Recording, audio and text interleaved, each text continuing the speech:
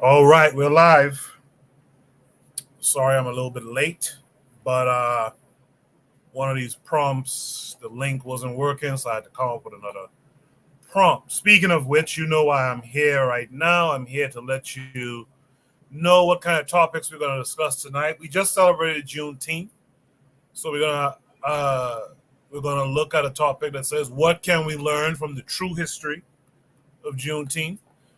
We're going to look at a topic that says, are interracial relationships really that bad? How do we know the white man isn't doing us a favor? I hope that's not a repeat. We're going to look at a topic that says begging white people is not black empowerment. We're going to try to figure out why is a grown black man kissing the hand of the president at the Juneteenth event. And this one is directed at Brother Bakari for some reason. And last but not least, we're going to try to discern if a guy is lying or not. We'll talk about what exactly that means. If you're out there and you can hear my voice, please drop a 1 for me. Let me know that you can hear me. If you want to join the panel tonight, click the link that's pinned to the top of the chat. It's just very simple. It's labeled panel. Click that link, join us, join the discussion. Black women, you are invited to join us, expressly invited to join us. So please click the link. The more the merrier. Let's get back to what we used to be back in the day when we had 10 people with people in the back trying to get on and stuff like that. Let's get it back to that.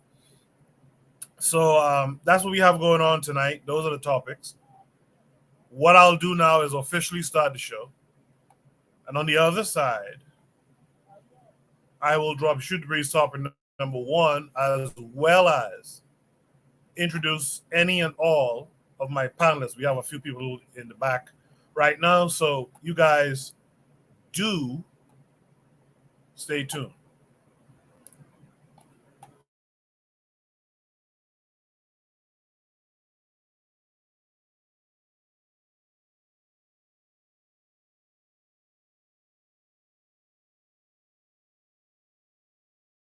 You are listening to the Bitter Medicine Podcast on KWAZ Radio.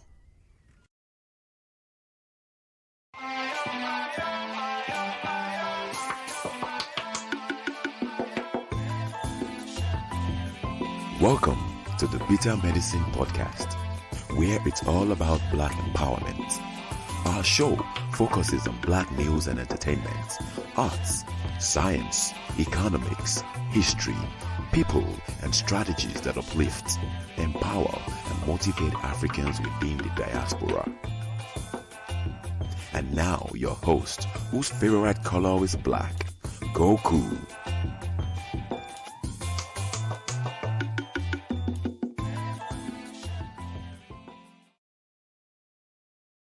Welcome back to the Bitter Medicine Podcast. I am your host, Koku.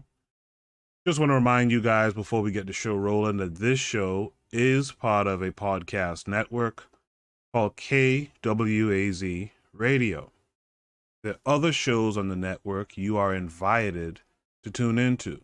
This is D Webb with the Harsh Reality Podcast, asking you to tune in where we tackle the news of the day that affects our community, only on KWAZ Radio. Peace, family. This is Oni, inviting you to listen to the Pro-Black Perspective, where black problems are addressed with black solutions. Greetings, fam. Tune in to The Learning Curve with me, the Revolutionary Matron on KWAZ Radio.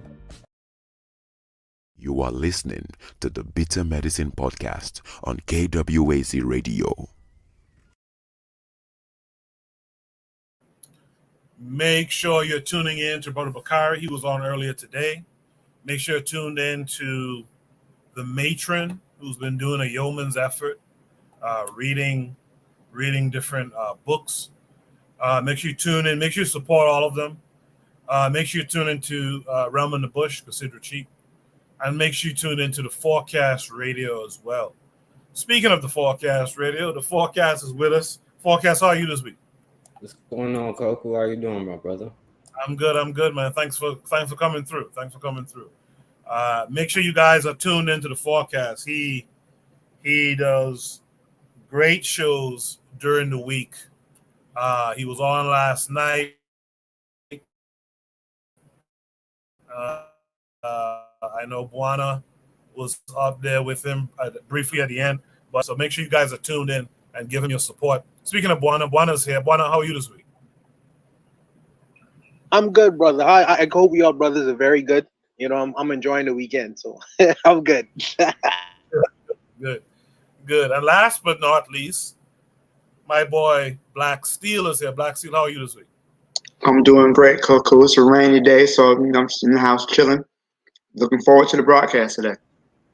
Chopping up with my brother. Look like some rain might come this way this evening. Usually when y'all have rain down there in Florida, we have it in New York too. Is it raining in Nassau today, Buana? No. Surprisingly, it's not raining because usually when it's raining in Florida heavy, we catch some of that rain too. So, you know, either it's gonna go up to New York or it's gonna come down this way. So, yeah.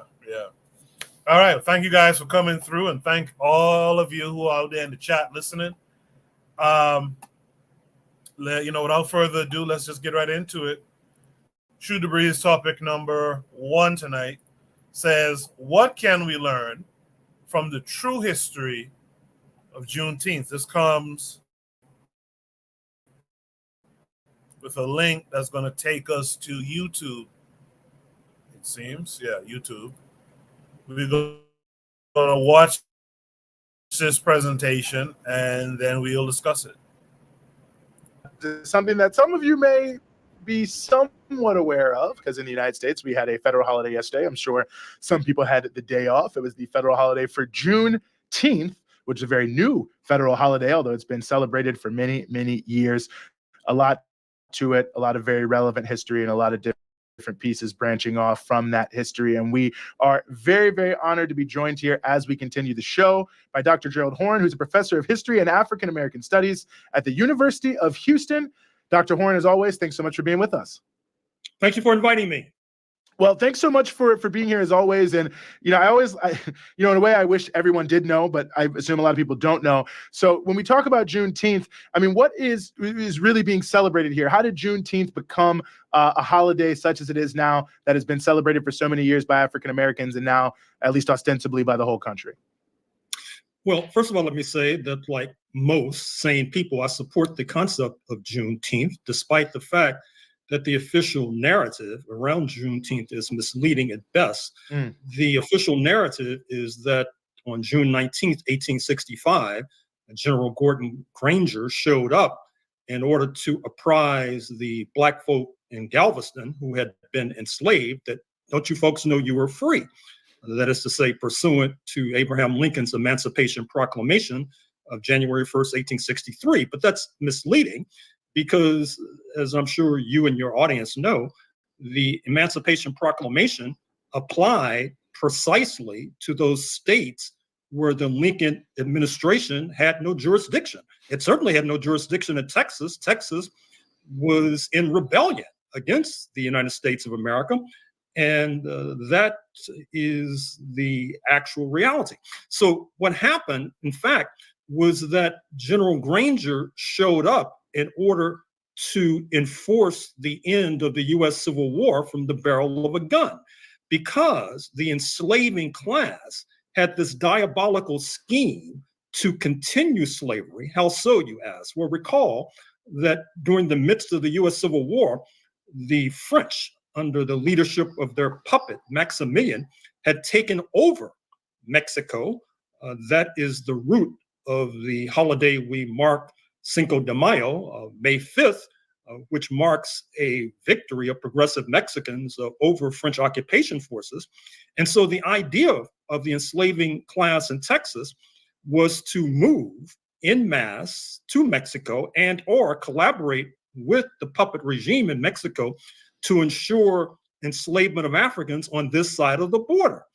What happens, of course, is that that plan does not succeed, not least because there was an uprising in Mexico against the French puppet leader Maximilian, assisted, I'm happy to say, by Black men in blue, that is to say, Black members of the US forces, who execute a kind of pincers movement against the occupation forces, which leads to June 19th, 1867, when the French leader Maximilian is captured and executed. And I dare say that that second Juneteenth, June 19th, 1867, brought the United States and brought Texas in particular closer to abolition of enslavement than the original Juneteenth, 1865, which we marked and celebrated yesterday. Wow. And I mean, it's not exactly talked about like that when we talk about Juneteenth today, obviously. But, you know, there is this, I guess we could call it like right-wing backlash to having this holiday, which turns it into this partisan issue of Republican versus Democrat. I'm curious when we talk about the backlash to having a holiday like Juneteenth. I want to take it outside of the partisan issue and ask you to maybe put it in the context of the constant reaction or reactionary view to the idea of even recognizing the immense crime of slavery, and the fact that after slavery was abolished, which is what you're an expert on, there was a counter-revolution, if you will, to try to prevent emancipation, like a real kind of emancipation, from taking place. I guess I'm asking if you could kind of thread that behavior, that sort of counter-revolution, to the attitude we see today towards, you know, people antagonizing the idea of Juneteenth. Well, I think we're in the midst, sad to say, of another counter-revolutionary moment. That's the import of book bannings in high school libraries. That's the import of school principals in a state like Texas being driven out of office. That's the import of the fact that in Texas and Florida, there has been an attempt to deem illegitimate the 1619 Project of Howard University professor Nicole Hannah-Jones, not least because it put forward the apparent seditious notion that when the settlers in 1776 revolted against British rule, that had something to do with enslavement of Africans. I think part of the contradiction is that on the one hand, as we will ascertain on July 4th, there is a celebration across class and ideological lines in the United States of 1776, of the founding of the United States, despite the fact that the state was founded and was led for decades by enslavers. And then, of course, we're trying to carry in our minds the companion notion that slavery was a crime against humanity, slavery was somehow illegitimate. But that's a difficult circle to square. On the one hand, celebrating the handiwork of enslavers in 1776, and on the other hand, saying that enslavement itself was a crime against humanity. And so as a result of that contradiction, you see the ground prepared for this backlash against telling the true story of slavery. You see what's happening in Florida, where there have been attempts to teach in high school the idea that there are positive aspects to slavery. Supposedly people learned skills, believe it or not. But once again, this stems from this fundamental contradiction about the origins and founding of the past slaveholders' republic. Well, and, you know, to extend that point a little bit further, and just in sort of thinking about Texas in the center of this, when we talk about the current sort of right-wing backlash, and we also, you know, think about the history of the Confederacy, even the foundation of Texas, it's interesting when we look at, and I'm curious your thoughts about this in the broader sort of American body politic, if you will. It does seem like Texas, not to slight anyone from Texas, but that it does seem to play something of an outsized role in both the formation and the continuity around the far-right trend in American society. Oh, absolutely. And feel free, from my point of view, to slight the Lone Star State because it deserves it. I've oftentimes argued, in fact, I did argue in my book, The Counter-Revolution of 1836, Texas Slavery and the Roots of U.S. Fascism, that Texas is to the United States as the United States is to the world. That is to say, just as the United States drags the international community to the right, Texas drives the United States to the right. And we also know that when Texas seceded from Mexico in 1836 and set up an independent republic, that a motive force for this was precisely the fact that Mexico, under a leader of African descent, centuries before Barack Obama, had executed the abolition of enslavement. And those like Sam Houston and Stephen F. Austin, who were enslavers and then named ostentatiously leading Texas cities after themselves, were not having it. They rebelled, set up an independent republic, which became a competitor to a certain degree of the United States of America in terms of enslaving Africans. The Lone Star flag could be found off the coast of Angola, off the coast of Brazil, off the coast of Cuba. And then during the US Civil War, Texas was the state least damaged by the incursions of the Lincoln Army, not least because it bordered an independent state, speaking of Mexico, under French occupation, and therefore was supplied amply with many of those supplies then transshipped to neighboring states like Louisiana, Mississippi, Alabama, Georgia, to keep them afloat. So in some ways, Texas is continuing that inglorious legacy of being a major anchor of reactionary politics, both domestically and globally. You know, Gerald, as we approach July 4th, which you brought up a bit earlier, and you talked about the contradiction across the ideological spectrum, like you said, you have the celebration of July 4th and this genuine belief, because that's what we're taught in the U.S., that America is like this amazing democracy. You know, it's like sort of the leader of the democratic world. It's the first democracy in the world. But when you look at the founding of the US, not even to mention, the genocide of the native people in North America, but you add to it the enslavement, the literal kidnapping of people from a continent of Africa brought to the US, forced to labor, forced to basically like give up their children to become slaves to other people, hunted down if they escaped. That doesn't sound very democratic to me. It actually sounds very fascist to me. I'm just curious, would you qualify the U.S. as a fascist state in its founding? I just don't see how it can really be seen as anything else if there's people who are literally in bondage. Well, that's the import of my aforementioned book, which carries the subtitle, Texas Slavery and Jim Crow and the Roots of U.S. Fascism. But I'm happy to report, to lift the gloom and doom, that there is an increasing split and schism in the historical guild. You have a number of historians who are revisiting the origin of the United States of America. I'm thinking of the late Tyler Stovall of UC Berkeley. I'm thinking of the late philosopher Charles Mills and his book, Racial Contract. I'm thinking of the Haitian-born filmmaker Raoul Peck and his stirring documentary, Exterminate All the Brutes.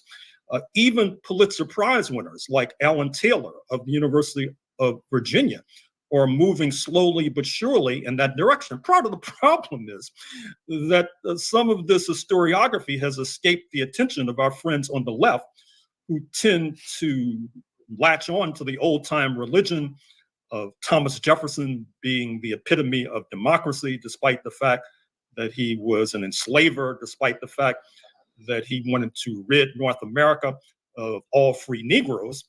And that leads to what I consider to be these kinds of contradictions, where there's not sufficiently aggressive pushback against, for example, these measures coming out of states like Texas and Florida to circumscribe the teaching of Black history, because at root, I'm afraid to say that some of our friends on the left actually agree with the right.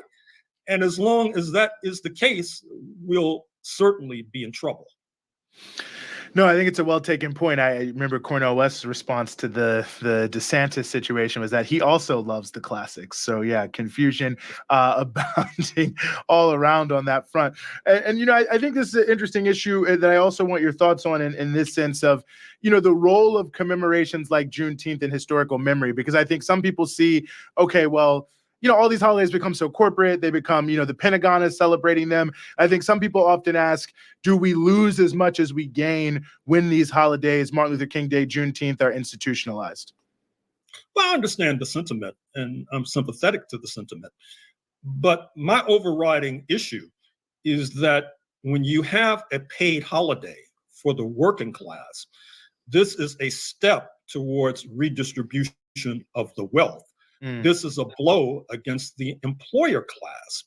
It is a gift from the descendants of the unpaid sector of the working class, speaking of those we refer to as the enslaved, to the working class as a whole. And that is the context in which we should mark Juneteenth, which we should celebrate Juneteenth. And that's why I think Juneteenth and the establishment of it as a federal holiday has been a step forward for the entire working class. No. Well, well, if I can get myself together here, I certainly agree. I was happy to have the day off, as it were. But as always, Dr. Horn, we really appreciate you coming on and helping us sort through all of this. And I couldn't recommend more highly The Counter Revolution of 1836. All of your books I can recommend highly, but I really, really enjoyed that text. But thank you so much. All right. Should we start with number one? What can we learn from the true history of Juneteenth? One, I'll start with you. What say you to this? Well, it seems to me, he says that it's a step forward. I don't think it's a step forward at all. I think that it is a federal holiday, which is just that, a federal holiday.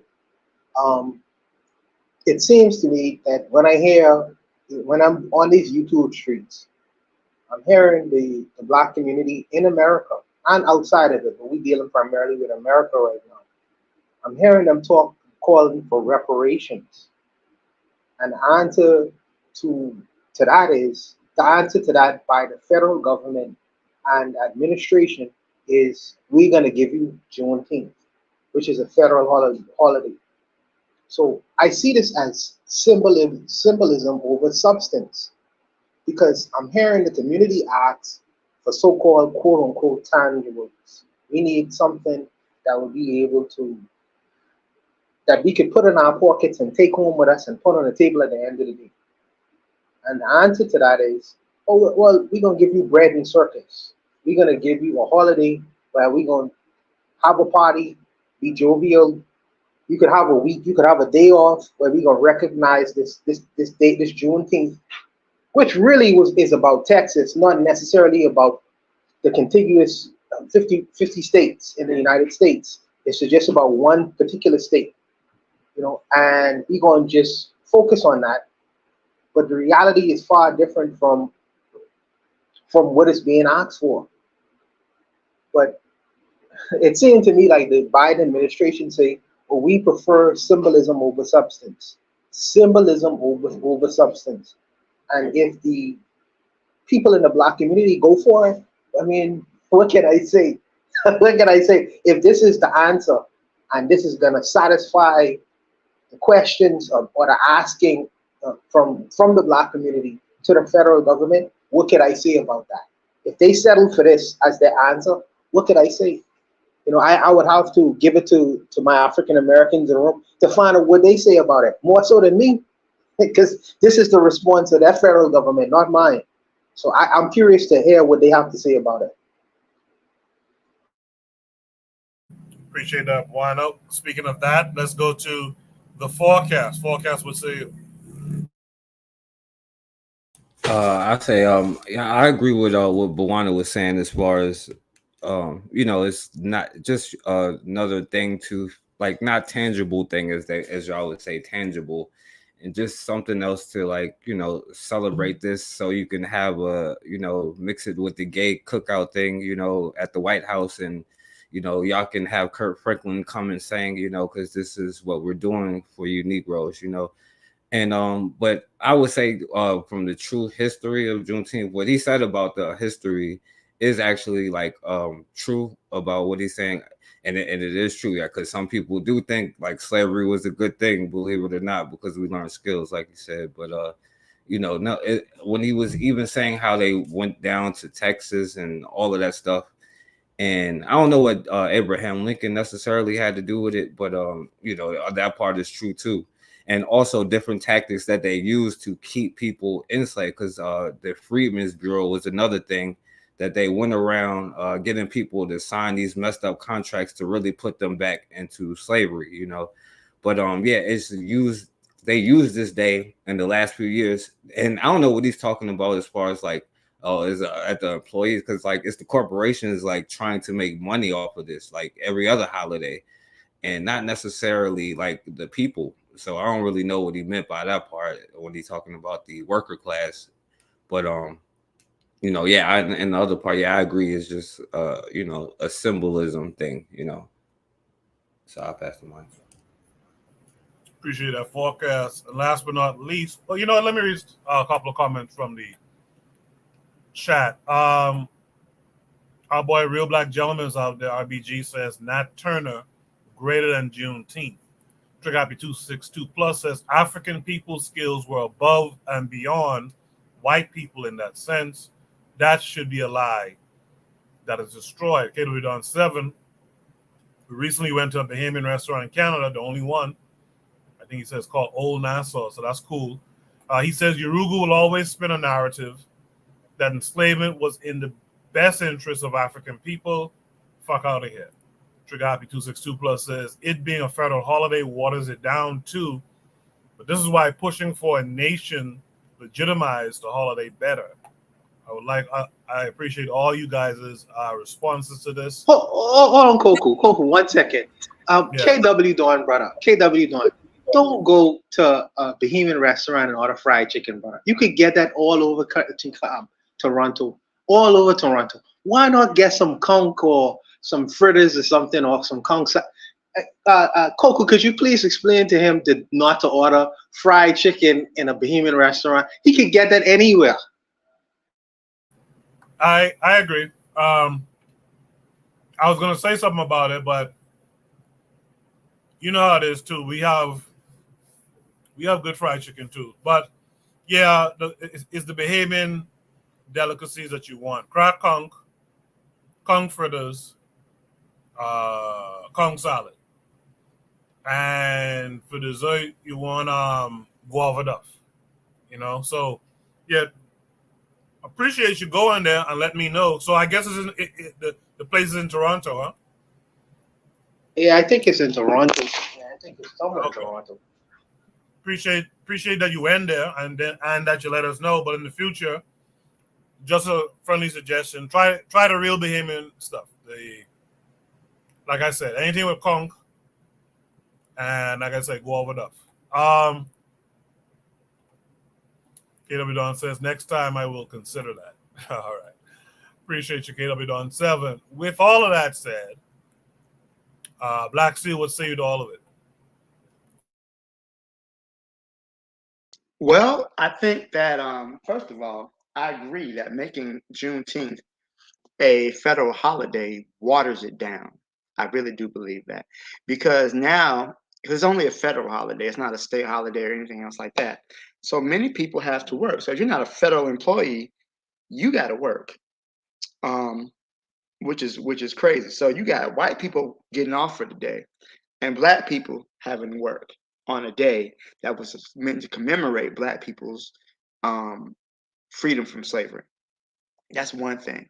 But I like how Dr. Horn kind of ties Juneteenth in with Cinco de Mayo. He talks about how the Confederate States wanted to expand the Confederacy. They wanted to go ever southward. You know, they talked about buying Cuba from Spain, buying going into Central America, and to create a whole new government based off of slavery. And one of the reasons that Texas features so prominently is because, like he was saying, Texas was the state that had the least damage from the Civil War. So many Confederates, as the war was, raging in the Carolinas and Tennessee and Georgia and Virginia, they would do what they call run the Negroes. They would take their slaves and go to Texas because the belief was that they could hold out there in Texas. Another misconception about Juneteenth is that the slaves didn't know. One thing about African people during that time, they had their own networks and ways to pass information. So I think they all knew that slavery had ended, but they also understood that the Emancipation Proclamation that Lincoln had put forth in 1863 didn't have any weight behind it unless there was anybody there to enforce that law. So even though those Africans knew they were free, but at the same time they couldn't take advantage of that freedom because there was no one to enforce that law. So it just kind of goes to show me how even though laws are on the books, if you don't have a system in place or a power to enforce those laws, it don't mean anything. So I think that every holiday, everything doesn't need to be celebrated. I think Juneteenth should almost be like a day of remembrance, because here you have an entire population of African people who had to endure enslavement for another 2 years.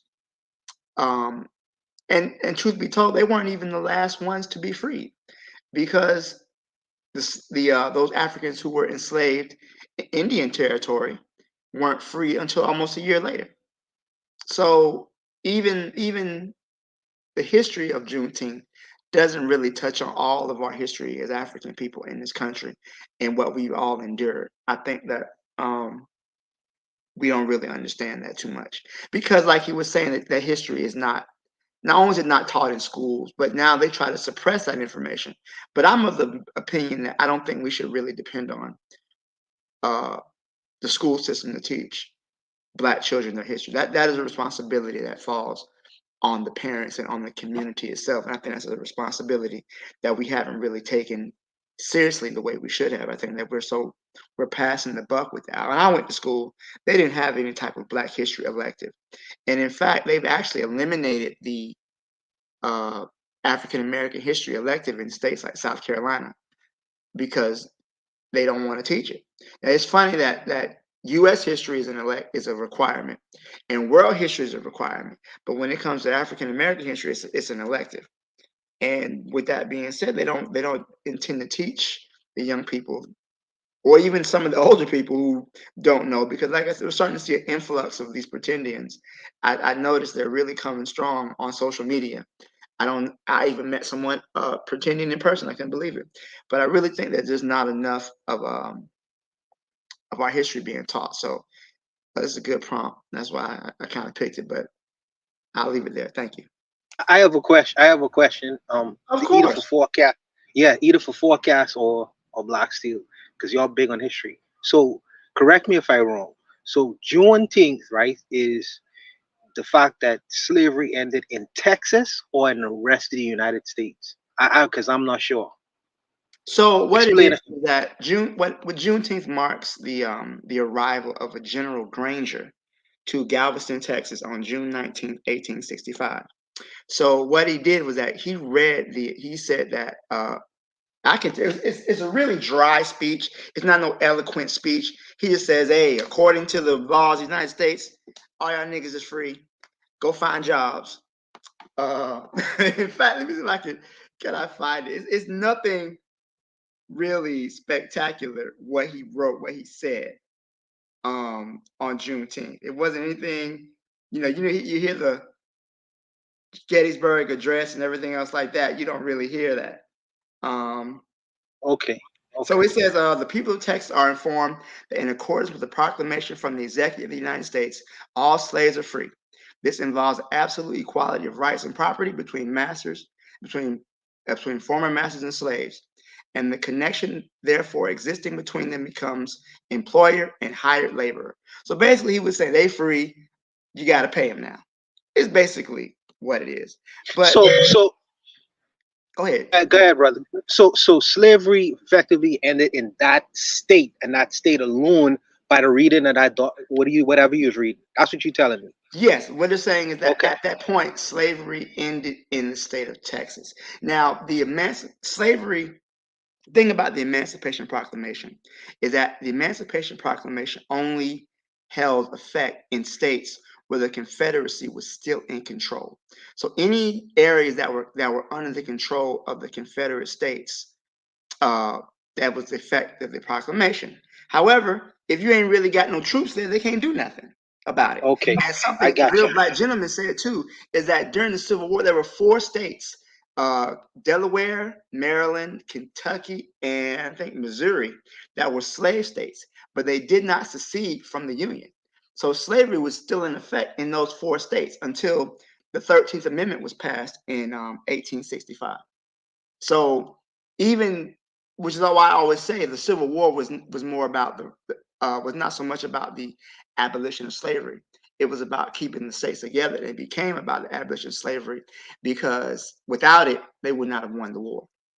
So, but Juneteenth just got it. marks the ending of slavery in Texas. Yeah. Okay.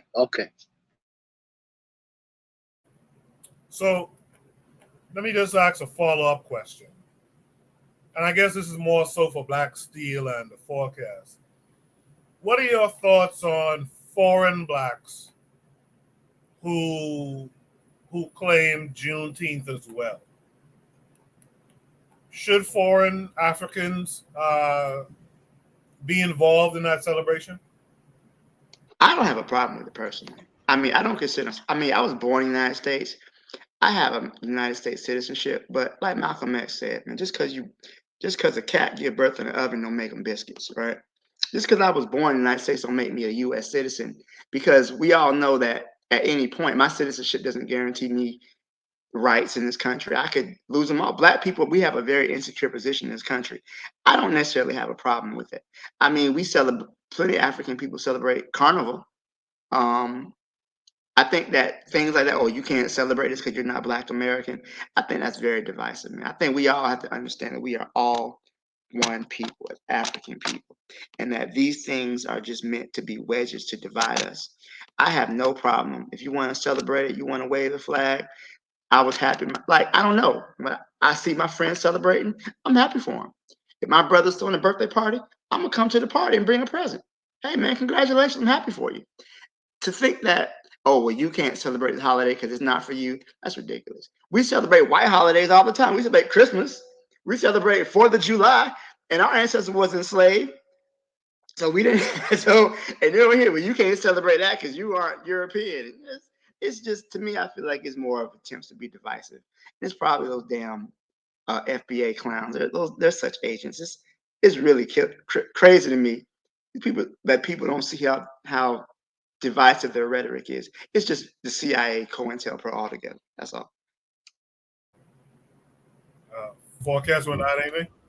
Yeah. Well, for me, yeah, I don't see why you can't celebrate it. I guess the only thing, if you like, for anybody, I would say for anybody, but not just Black immigrant. If you like whatever, like just study it, like learn the real history of it. You know what I'm saying? Like, but I would tell that to anybody. Actually learn the history behind it. But I would tell you to learn Black history anyway. But I like, the only thing I would say is if somebody is like talking against it or something, but that would be anybody talking against it at the same time. So, but I did see one thing earlier, like the whole thing with Kendrick Lamar and with Mexicans and stuff like that, and they was like that Mexicans should have been more included with them. So I know Black people included them, but they didn't really even know what it was, and then it turned into a whole nother thing. But yeah, I mean, I don't see why not. Like, if you're just celebrating it, why can't you just celebrate it? Appreciate that forecast. Yeah, I didn't see that Kendrick thing you mentioned, but that's interesting. I guess because of their presence in LA, they want to be included, huh? That's very interesting. Very, very interesting. Let me. I want to say something. I think that, sincerely, I think that I try to put myself in the shoes of my brothers in America, the black people in America. There are some things that they have experienced that is just for them. And I think that the world shouldn't get mad that they have something just for them, just as every other person, people. Now, if we invited to the cookout, I will go to the cookout. I will go. I will raise for hell won't come. But some things we had nothing to do with. You know what I mean? So I mean, I would like to be invited, but if the people say, "Well, this is something we do on the side," that don't be offended. Just because, Coco, we didn't. Our ancestors are not in Texas. I mean, for what we know, our ancestors are in Texas or in the contiguous United States. So there are some things, not all, there are some things that their ancestors would experience if they decide to do something and surrounding it or whatever. I don't have a problem with it. I don't, you know. I don't, you know. And I don't think that black people should be offended because there are some things that we have that is that we recognize, and we don't mind embracing the whole black world. But it's something is, but make that understood. As Forecast was saying, you have to understand things like the guy, the guy from Black Panther, the guy from Black Panther who played Killmonger. He was trying to create a beverage called Juve or something like that. Juve, or I can't remember the name of the Trinidadian thing that Yeah, thing Juve. that they Juve. yes, Juve. And a lot of Trinidadians got upset about that because it's a cultural aspect of their thing. You know what I mean? So if he said, well, this is something, at least give us a cosign. Yeah, give it. If he just say, I've been to Trinidad and Tobago. I love the people of Trinidad and Tobago promoting me. I just want to promote Trinidad and Tobago just by having this rum out here or whatever with this sign, and that would be a good thing for everybody. Everybody could win off of that because you have the recognition of the country and the people, and plus you have the selling of the alcohol or whatever because no one else selling it. But there are some exclusive things that I think that the world shouldn't be upset about because groups of people decide to say this our thing, just like our thing is Junkanoo. Our thing is Junkanoo. You know, our thing is Kong salad. When the Haitians start fixing Kong salad in a certain way in the Bahamas, we get very upset about it. That's not how we cook. That's not how we make our Kong salad in the Bahamas. So we don't want you to sell that product like that. So I really truly understand certain things and certain arguments when they are had. You understand what I'm saying? Okay, I'll leave it there. I'll leave it there. Can I say one thing? I would say I agree with, but like if I wanted to go, because I don't think it would be wrong if I wanted to go to like the like a carnival thing like they would have here, and like we could go. My thing is like if I were to go there, it'd be like, oh no, y'all should do it this way or do it this way when I'm not, you know, of that you know, whatever they're doing, and I don't appreciate it or any of that, you know, like that would be, I guess, the one thing I would say if you like not like respecting it and saying, telling other people what they should be doing in their events, you know. So that's all I say. No, that right there, I agree with. I agree with Juan to a certain extent too. That right there, to me, is more the point. I think you can be inclusive of the black world. I just think that not everyone should have their mouth up in the business. Come and celebrate, come and enjoy it, but don't come and dictate to the people them on how they must view the celebration. So that's my one thing. You know, be respectful of the people and the practices of the folks and stuff like that. But I think we, as black folks, we need to unify. We need to be open to others coming in and partaking in the culture too. Last thing I'll say, I didn't like Trinidad's response to Michael B. Jordan. I get it, you know. Hopefully he would have directed something their way in terms of revenue and visibility and all that kind of stuff. But that was a black that Michael B. Jordan as a black / you know, African man who's looking to do some business. He's shedding a little light on something that you guys partake in. I don't think y'all should have done him the way they did him, especially considering I'm not sure how much you guys know about Trinidad, but y'all Trinidadians let some white Canadians take and patent the steel drum. Come on, man. Come on now. If you go gatekeep, you should have gatekeep them people first. You know what I mean? And then when a black guy come along, now you puffing up your chest. I didn't particularly like that. That's just my take. In the chat, Sister Raw says, giving thanks to them Caucasoids for setting you free. What kind of mess that be? Shout out to Sister Raw, who's also saying greetings to the panel.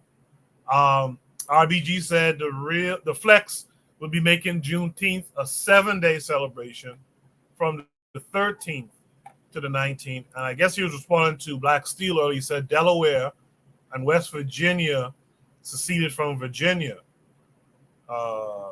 Maryland, Kentucky, and Missouri were the border states. All right. So those are the comments in the chat.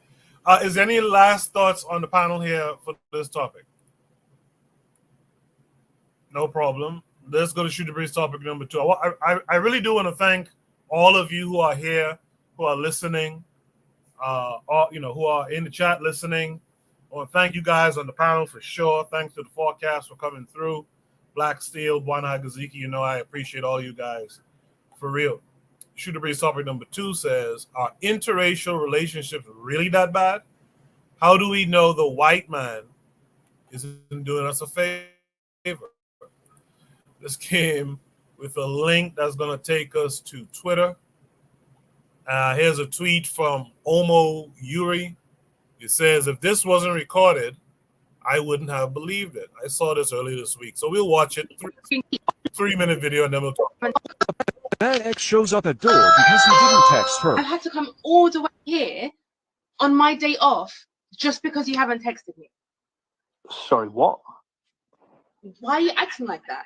Well, but why are you here? Because you haven't said anything to me for the past 2 weeks. I've literally been going, exist no more. Have you seen me? Okay, but you told me to not contact you anymore. That doesn't mean don't contact me. Are you dumb? Like, are you actually thick? You said to me you would appreciate no further contact. You broke up with me. That was me then. That doesn't mean you don't speak to me for 2 weeks to even care about my life. I could be dead for all you know. And you just don't care. You don't care about my family. You don't care about my pets. You don't care about my cat that you love so much. Okay, hold on a minute, yeah? How am I supposed to contact you, yeah, when you've blocked me? You blocked me off Instagram. You blocked my phone. How else am I supposed to contact you? You're acting like you don't know where I live. You could have come. You could have emailed me. I've got another Instagram. I've got 3 Instagram accounts and you haven't contacted me. How dare you? What do you mean, how dare I? You blocked me. You told me to not contact you. I've literally been waiting for 2 weeks and you still haven't said anything to me. I'm heartbroken. But hold on, yeah, because when I tried to message you and when I tried to call you, you just ignored me. I sent you text after text after text after text, and then you sent me a big whole paragraph, yeah, explaining, saying, oh, the feelings aren't the same anymore, and now you'd appreciate for me to leave you alone. I don't know why you hate me so much. Like, I don't hate you. I don't hate you. Like, I'm just trying to move on. You should have just killed me. I've been waiting 2 weeks. I could have been doing something else. I could have started dating again. No, I spent all of my time waiting on you to text me back. Oh, I've come all this way and you couldn't even just come and knock at my door and speak to me face to face. Well, because you live an hour away. Just because I blocked you doesn't mean you're actually blocked. What's wrong with you? But you told me to leave you alone. This is why I hate men. I don't know why I even bother with you. Why? Honestly. Why? Hold a minute, yeah. What? I've done nothing wrong. You told me to leave you alone. I've left you alone now. And now what? If someone told you to jump off a cliff, would you jump off a cliff? I told you to block me. It doesn't mean that you literally need to block me and never speak to me ever again. But I'm trying to give you what you want. That is not what I want, though. How many times do I have to tell you what I want? But the thing is, I don't know what you want. That's the thing. That's why I just left you alone, because you told me you want me to leave you alone, and I've left you alone. No, you can't even come and show your face. You can't even come downstairs and speak to me. Well, yeah, because I don't want to. I hate you so much. What do you want me to do? Unblock me. But you blocked me. Well, I mean, you unblocked. Hold on, I'll do it right now. So it appears that this might be a skit. And what we'll do is we'll talk about it as if it was a thing, right? Because it does allow us the opportunity to talk about interracial relationships, are they in a sense beneficial? Because, you know, art imitates life, right? It's possible that shit like this happens, you know, and it's possible that you know, like this happens not only with black women, but black men might be on some shit like this too. Um, so we'll kind of tackle it from that, understanding that it might be in fact a skit. Um, Let me start with Black Steel. Black Steel, you said it was a skit. What are your thoughts in general about the idea? Yeah, it's a skit. They got another skit where she's talking about she wants her Valentine's Day present, even though they broke up. Um, it's funny, man. It's just I laugh at this, but you know, a girl as crazy as that, man, that box got to be exquisite, man. What crazy as crazy as she is, she was got that. Woo. Anyways, yeah, let's pretend it's real, right? So homeboy needs to not even answer his door, because this is a crazy ass woman. Truly it is. And you know what? It's funny. You know, I'm gonna try to link it back to interracial relationships. I don't hold the same opinions as many of my fellows on here on the Bitter Medicine podcast. Uh, I think that you know you got to approach interracial relationships with a kind of just got to keep an eye on it. I'm not gonna say, oh, if you're in an interrelationship, you can't be any good to the black community. I don't necessarily believe that's true, or you can't be pro-black. I don't think that's necessarily the case. But I do think that some of these women that want to be with white men so badly, let them go. You know, we often talk about some of these swirlers and these black women in luxury and all these other groups of black women who believe that being with a white man is just the best thing ever and he's going to solve all your problems. The white man is some magical genie. If you rub on him, he'll grant you wishes. Okay, bitch, go ahead over there and find out. That's fine. If you want to go over there and be over there and stay over. Same thing with the black. If a black man feels that the white woman is the greatest uh, thing ever and he just wants to play in the snow, then go knock yourself out. You go climb Mount Everest and play in all the snow you want to. We don't need black people who idolize white people that way. Now, and when I say interracial, let me say that because interracial always means being with a white person, right? You can always be with white people on the only race. I think that when we say interracial, we always think of um, uh, race first. Trigger happy. You know what? I would have said that in the past, but I listened to Diallo Kenyatta the other day. He put a very excellent point. When you look at the inverse of the question, you say you can't be pro-black and be with a white person. But the question I would say, he put it the question, we think about this. Could you still be with could the inverse be true, right? Could you be a racist and be with a black person? Could you be someone who hates black people or hates another race of people and still be with them in a relationship? And the answer is yes. There's plenty of racist white people who have been in relationships with non-white people, with black people, Native Americans. You said y'all socialist. You said it's a bad thing. I'm a socialist too. Hello. You said like it's a bad thing. But that's the question. Can a racist person be with a non-white person? Can a racist person be in a relationship with a black person and still uphold their racist values? Absolutely. Absolutely they can. So I'm not one of those people who believe you can't be pro-black if you're dead outside your race. I don't think that.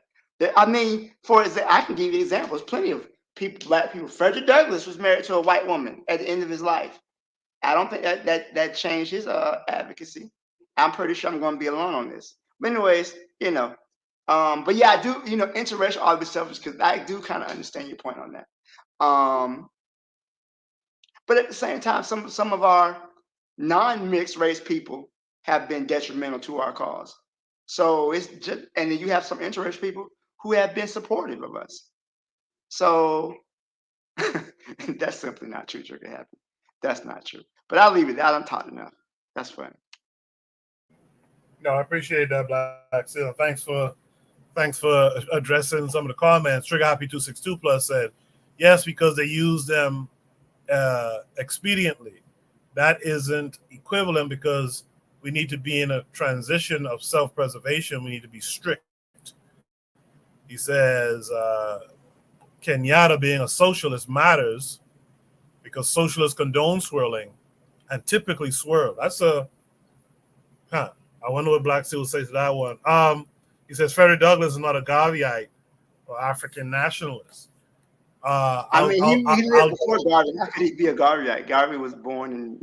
That's fair. Yeah. I'll double back to you, Black Steel, so you could expand some more on some of the commentary from the chat. Shout out to Jose, who's out there in the chat. Shout out to Provide Triggers for Evolution, who's out there in the chat as well. I appreciate you guys coming through. With that said, let me go to the forecast. Forecast, what say you? Oh, I'll say even with this video, I will say this first because if it is a skit, I don't want to use it because like some people use this and then condemn like Black women as a whole and that whole thing, you know. So I don't want to do that. But like to even be doing a skit like this, it already shows like her mentality, you know. So when it comes to that, you know, look, I'll say this, you know, if they be like come up in the freezer or something like that, or you know, chopped up into like parts or whatever, listen, that's on them. They made that decision. If that's what happens, I ain't gonna say it happened or not, but I just see a lot of times where it does. But where I differ is when people say, oh well, they asked for it, you know. I still think that other person still committed a crime, and then you should they should just get justice, you know what I'm saying, as far as the other person, instead of saying, well, you know, forget it. But I say I think that, you know what I'm saying, you already know how I feel about like, yeah, you have to have a Black man and a Black woman to have like a Black child anyway, you know, and then also resources and all type of stuff, you know, like just like generational stuff, you know.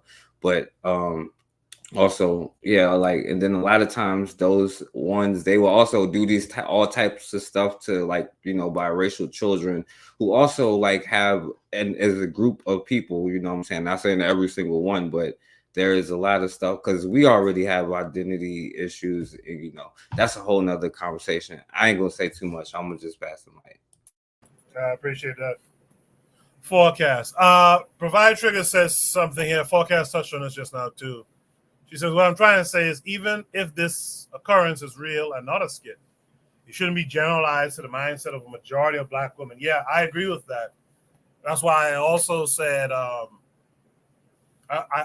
also interchanged it with, you know, if there's Black men doing this kind of shit with white women. But I don't want to lose focus of what the prompt is really getting at is if a woman like this were real, if a Black woman like this were real, or a Black man was doing this type of stuff with a white woman, should we be happy for them to be in interracial relationships? In other words, should we be happy that they've removed themselves from the dating chessboard to let Black people deal with Black people without this type of attitude from men or women being the undercurrent? Right? Should we be happy about that? So with that restated, let me hear from Buana on this. Buana would say. No, I would say absolutely. Go ruin someone else's life. You know, these people are ticking time bombs. I'll get to that in a minute. These people are ticking time bombs, and I'm saying, well, you know, properly place it. You know, invite them to Bob at the business, at the office that you work at. You know, yeah, this Black girl who, you know, is a ticking time bomb. Let them ruin someone else's life. You know, let them ruin someone else's life. These people are completely unstable. You know, when I see her, I see a court case. I wouldn't even engage her because I see this sister is a court case. She's an automatic court case. You know, and if I if I pay too much attention to what she is saying, I'm gonna get myself in problems. So I let me excuse myself from the situation and introduce her to someone who, I know she'll ruin their lives. But as far as um, Black Steel said something interesting. Black Steel, I didn't know Black Steel was listening to Diallo Kenyatta because they sound so much the same. Very good brothers, very intelligent, highly intelligent men. Both socialists. I understand. To me, I disagree with their conclusions, but because they sound so much alike. It all makes sense now when he mentioned the fact that he is listening to Diallo Kenyatta. But yeah, with women like this, I try my best to avoid because I know that they are unstable, and I don't know who probably put this problem up and say let it be the white man's problem. Yeah, she is, for me, she is a white man's creation anyways. She's completely unhinged. You see it with the blonde hair. If she, to me, this is just a court case. I'm walking, and I try to avoid these sisters as much as possible because if I don't do that, they will get me in problems, and I don't need no problems. Call the law on her. If she's at your door and she don't want to leave, call the law. Call the law. We got to think smarter as men. We got to move strategically as men, and we can't make the mistakes just because some of these women have physical beauty and things of that nature that they won't put you in a bad situation in a bad way. Call the law, or or remove yourself from the situation because she is a walk-in court case. That's what I would say. I'll leave it there.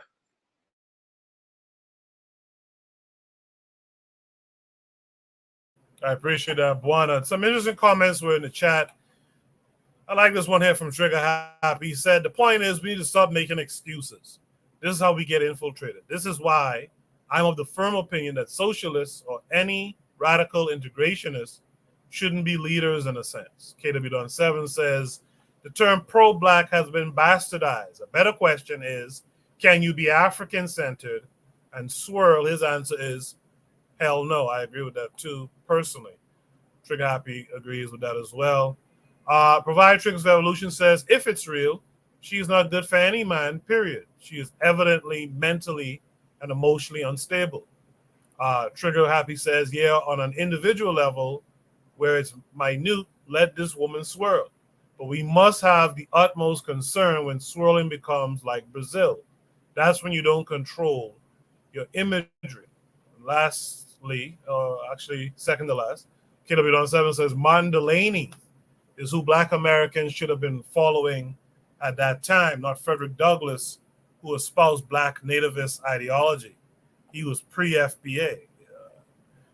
Real Black Gentleman says, folk act like they don't know what contrition means. That's what tickles me. When you're wrong, you have to sound and act the wrongness the right way. When you're not sorrowful, you're not ready for redemption. Black Steel, was there anything that was said that you wanted to address?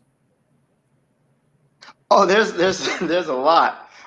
First of all, I think it's funny that you could correlate socialism, which is an economic ideology, with swirling. There's nothing in socialist ideology that says mixing with your race is okay. Kwame Ture was a socialist. Kwame Ture was a communist. Okay. All these different African leaders. Like, I don't understand how you're making the leap from socialism to swirling. That's hilarious to me, for one. Two, as far as calling Frederick Douglass a pre-FBA, it's true. Frederick Douglass and Martin Delany had very different ideologies, right? Douglass was someone who believed that he was an integrationist, really. He believed that if African people could, get the right to vote and, they could be accepted into the fabric of America. And Delaney was a Black nationalist. He believed that Black people were a nationalist in a nation within a nation. So to me, I feel like, I think that they both meant well for African people, but I think their views differed. Calling him pre-FBA is a bit of a stretch. He didn't have this antagonistic view of Africans the way that the FBA do. The FBA insists that they're not African, and African immigrants are a threat, and they're taking our culture. That's not anywhere near what he was talking about. But he said, okay, so again, workers of the world unite. What does that have to do with swirling? We're talking about organizing the working class. That has nothing to do with swirling. I don't get the correlation. If working class black, if coming from a socialist ideology, if the working class are oppressed by the capitalist class, it's in the working class best interest to oppose the capitalist class. Now, that's how Marx started up. That's why I appreciate other black thinkers like Kwame Ture who fleshed out the ideas. So, yeah, you say you're not interested in worker solidarity, but again, I hear what you're saying, but we live in a world that's dominated by capitalism, and you're going to have to oppose the capitalists just as much as you oppose the imperialists. Imperialism and capitalism are intertwined with each other, so it's gonna be the same thing. So I'll leave it there. Yeah, so Trigger Happy in the chat had said socialists are swirlers because they believe in a workers of the world unite framework. They don't believe in race first. Some of our leaders mix Garveyism with socialism, so that's not equivalent. He goes on to say, I'm not interested in worker solidarity. I'm interested in organizing the African masses and making gains strictly for Africans. Socialists don't buy into that, and they are antagonistic to Garveyism. KW 7 says most of the black left were swirlers, like that Joker, Kwame Nkrumah. Oh, dang, he really going high. Disrespect to me. Trigger says it has everything to do with swirling because it's a distinction between racial exclusion versus making identity by those who are oppressed worldwide. That fits swirlers easily. KW 7 says Mink Slide, you know what that is, Tariq Nasheed, quoted Frederick Douglass in one of his verbal disputes with Umar Johnson. Trigger says, I don't disagree with going against imperialism, and I'm not a capitalist, but I believe in racial preservation. Lastly, Jose, I don't know if I shouted out Jose for being out there in the chat. Jose's out there in the chat. He said Pan-African equals national socialism. Let's welcome in our boy, brother Bakari. Bakari, how are you this week? Oh, Bakari ain't run for me this week. I'm absolutely magnificent. I don't know who. Oh, I'm so glad he here. I'm so glad he here. Ran. But I just tuned in and I heard my good brother Black Steel. Good, we finally made up, but I got to go against Black Steel on this one. And I agree with what Trigger Happy said, because when it comes to social, but when he say you was hugging him last week. You was hugging him up last week. Now you're going against him this week. Yeah, I got to go against. I got, but the working class. I don't know who the working class. We tend to include everybody in our struggle. So I'm not gonna blame swirling on someone that's a socialist, but I understand what Trigger Happy mean when they say it fit the socialist because everybody is the same. That's why I say Garveyism is our best economic system because we focus on us and only us. So that's what I don't even understand who that working class. I don't even understand who that working class is when they say the working class people. So they talking about the trailer park white folks. They talking about the Mexicans that got all the construction jobs. That's getting most of the construction jobs now over black folks. They talking about the Arabs and East Indians and the Orientals that coming down into your neighborhood, getting all your money, owning the stores, but they at work. So that would be working class people. And for me, I don't think, well, I ain't gonna say I don't think, I know they don't have the same struggle that we have. We can't help anyone until we help ourselves. And that's what I wanted to say in that skit. That's a black woman with a white man, right? I don't even watch those type of skits in all honesty. I don't watch a black man with a white woman or any non-black person, or a black woman with any non-black person. So I probably would have never, ever seen that. I hear the mic. I appreciate that, brother Bakari. You know, I just want to point out there was a nice little moment there a second ago. See, Bakari came on, everyone hailed him up nicely. Even though Bakari mightn't agree with Black Steel when it comes to the socialism stuff, there was a nice little exchange of I don't agree with that, but it was a nice exchange. This is why, Buana says this all the time. This is why we have to have these kinds of conversations. This is why we gotta meet up and talk. And it doesn't have to be antagonistic. It could be friendly, agree to disagree type stuff. It was a nice little moment. Trigger Happy in the chat says Kwame Nkrumah is still my guy, and I would take him before I take our terrible leader in Ghana. But our leader's swirling is terrible, and it destroys our imagery. He says swirlers love to use Jope and Nkrumah to be like, hey, they swirled. That's exactly why they shouldn't swirl. We can't teach about our leaders, and they had a white wife. That's terrible. Is there any last thoughts on this prompt by the panel? All right. It sounded like Bakari wanted to add something. Go ahead, Bakari. No. Go ahead. That's all right. Go ahead. All right. Shooter Breeze topic number 3. Shooter Breeze topic number 3 says begging white people is not Black empowerment. This came with a link to YouTube.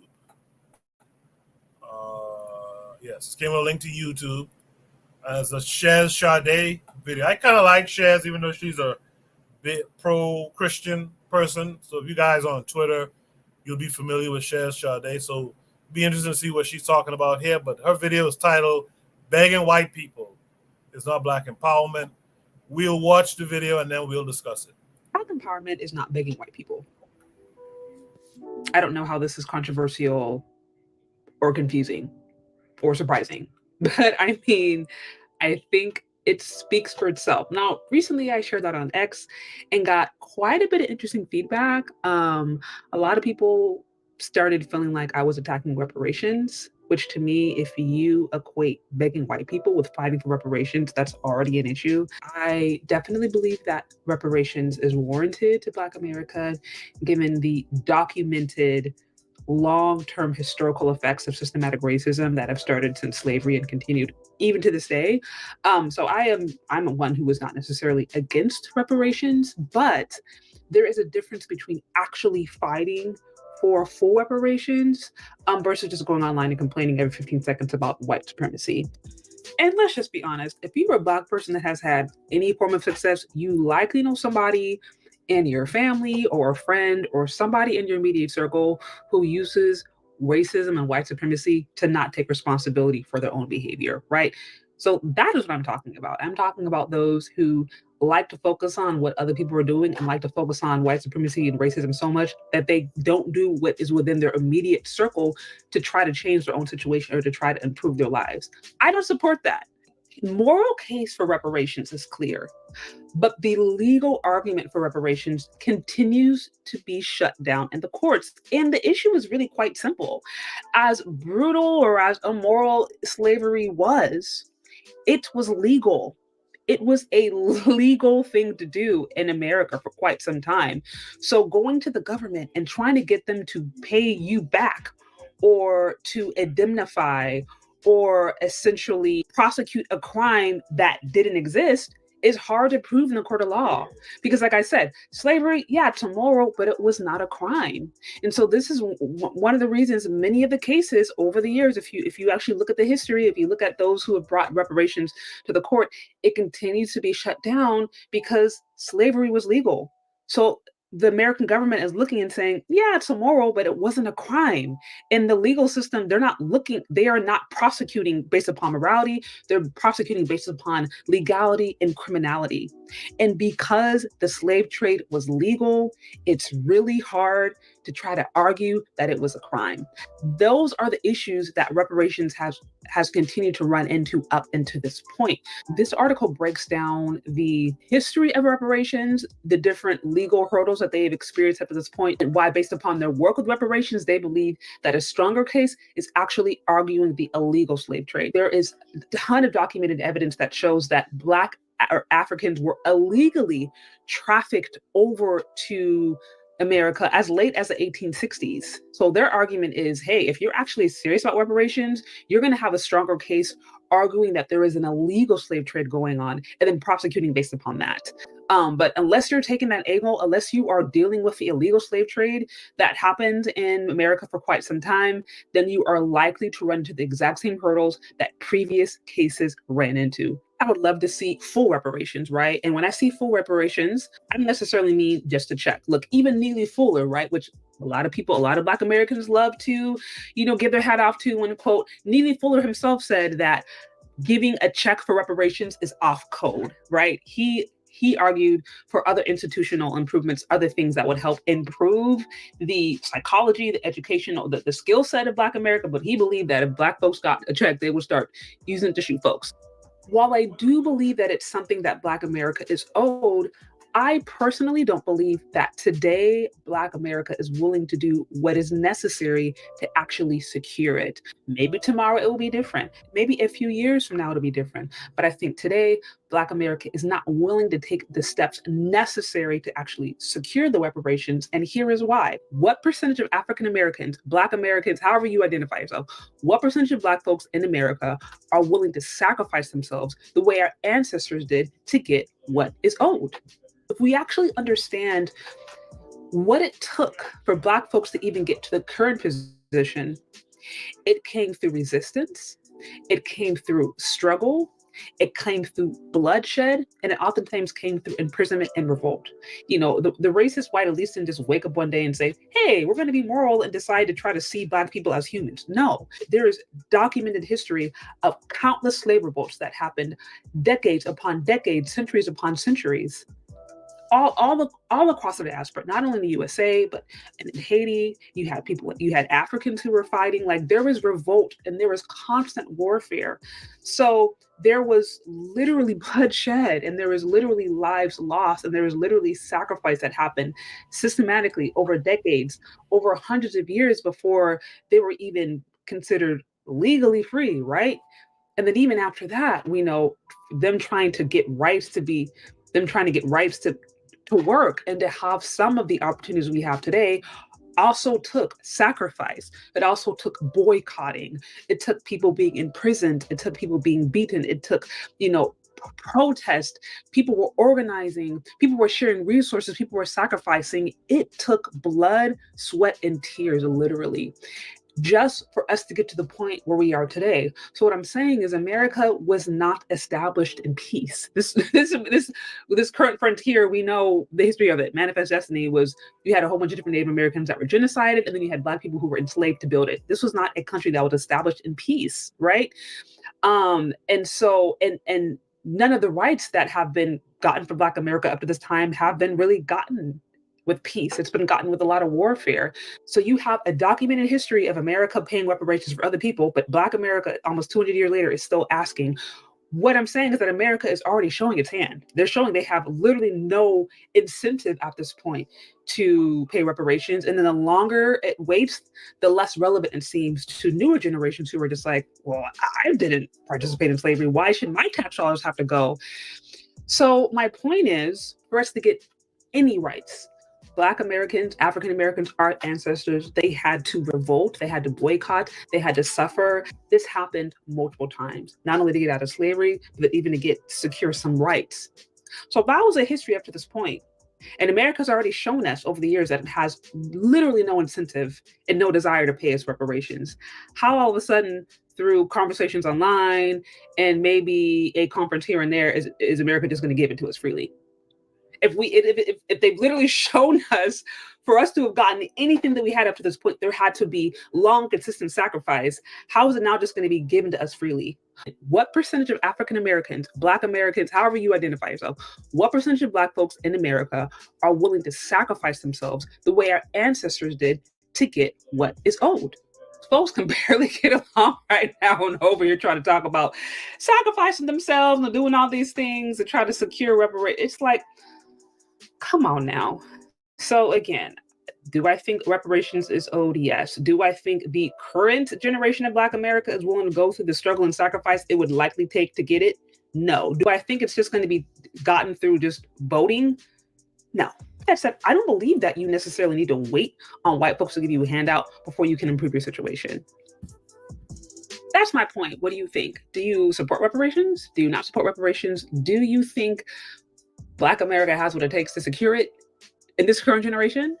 Or do you think we're going to have to wait for another generation who might be more willing to sacrifice to actually get what is owed? Let me know. All right. I see some of you had some things to say about this presentation so far. In the previous topic, Jose made a comment that I didn't see. He said these skits, again, this is about the previous topic. These skits are dangerous propaganda. They are successful. I'm sure Black people also make quote unquote normal skits, but they don't get shared. That's a good point. Trigabi 262 Plus says swirlers beg for reparations, by the way. Reparations in this current iteration is begging. War reparations is the best framework and can be used as an organizing tool. Jose said, to certain things she said. Black Steel says her logic is flawed. RBG, Real Black Gentleman, says Captain Obvious. We'll see her on the front lines. Black Steel finally said she's dumb. So I'm curious to hear more from Black Steel. Let's go right to Black Steel now. Black Steel, let's see. I initially tried to say she's dumb as fuck, but it wouldn't let me put that in the chat. She's dumb as fuck. So let me say why. First of all, she talking about something we can't ask for reparations, even though it was immoral, it was legal. First of all, ma'am, you're dumb as. Just because something is legal at the time don't mean it can't be. You can't ask for reparations. Look at what happened with Germany and the Holocaust. Everything the Third Reich did was legal in Germany at the time. Everything. But yet, Germans had to pay reparations. So, just based on her logic, that's not even true. All right. Everything the United States did to the Native Americans was legal as fuck. Okay. They done broke all the treaties. They don't care. They still got to pay them some of those Native American tribes a little money. It's not much, but it's something. Everything they did when they interned the Japanese in World War II was legal. President Roosevelt signed an executive order locking up 100,000 Japanese Americans in basically work camps, concentration camps, for the duration of the war. They had to pay the people reparations. That shit was legal. So I don't know what she's talking about as far as whatever. Trigger happy. The Germans had to pay reparations to Jewish people after World War II. She's saying that if it was legal at the time, even though it was wrong, you don't have a leg to stand on. So by that logic, there's no reason for Germany to pay Jewish people anything. Just going off of her logic is flawed. It doesn't really matter whether or not Jews are exempt or whatever. They still committed a crime against them that was technically legal at the time.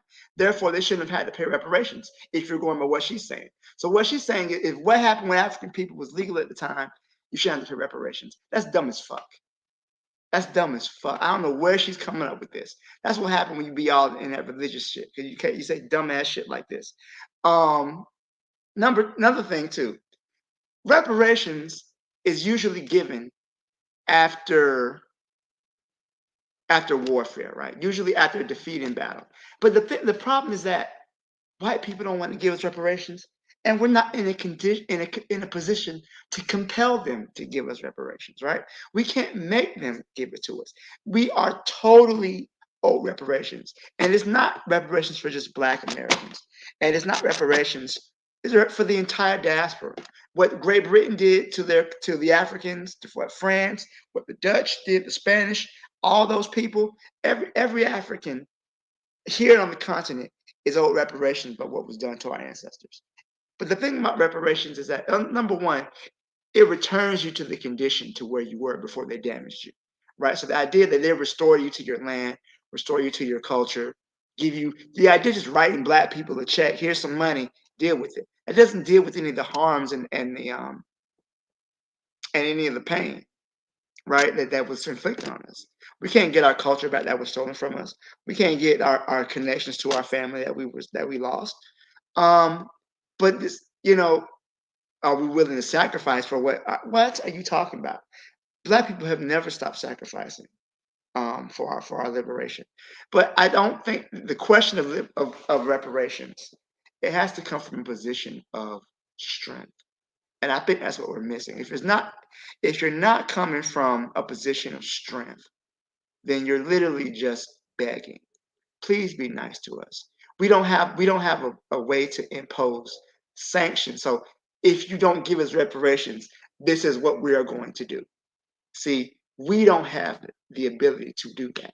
Some Black people say, well, you don't give us reparations, we're going to vote for the Democrats or we're going to vote for the Republicans. But the problem is that neither political party is willing to give you reparations, whether you vote Democrat or Republican. I hear some of these FBA saying they're going to vote for Trump or they're going to threaten to vote for Trump to enforce Biden new reparations. Here's the true reality.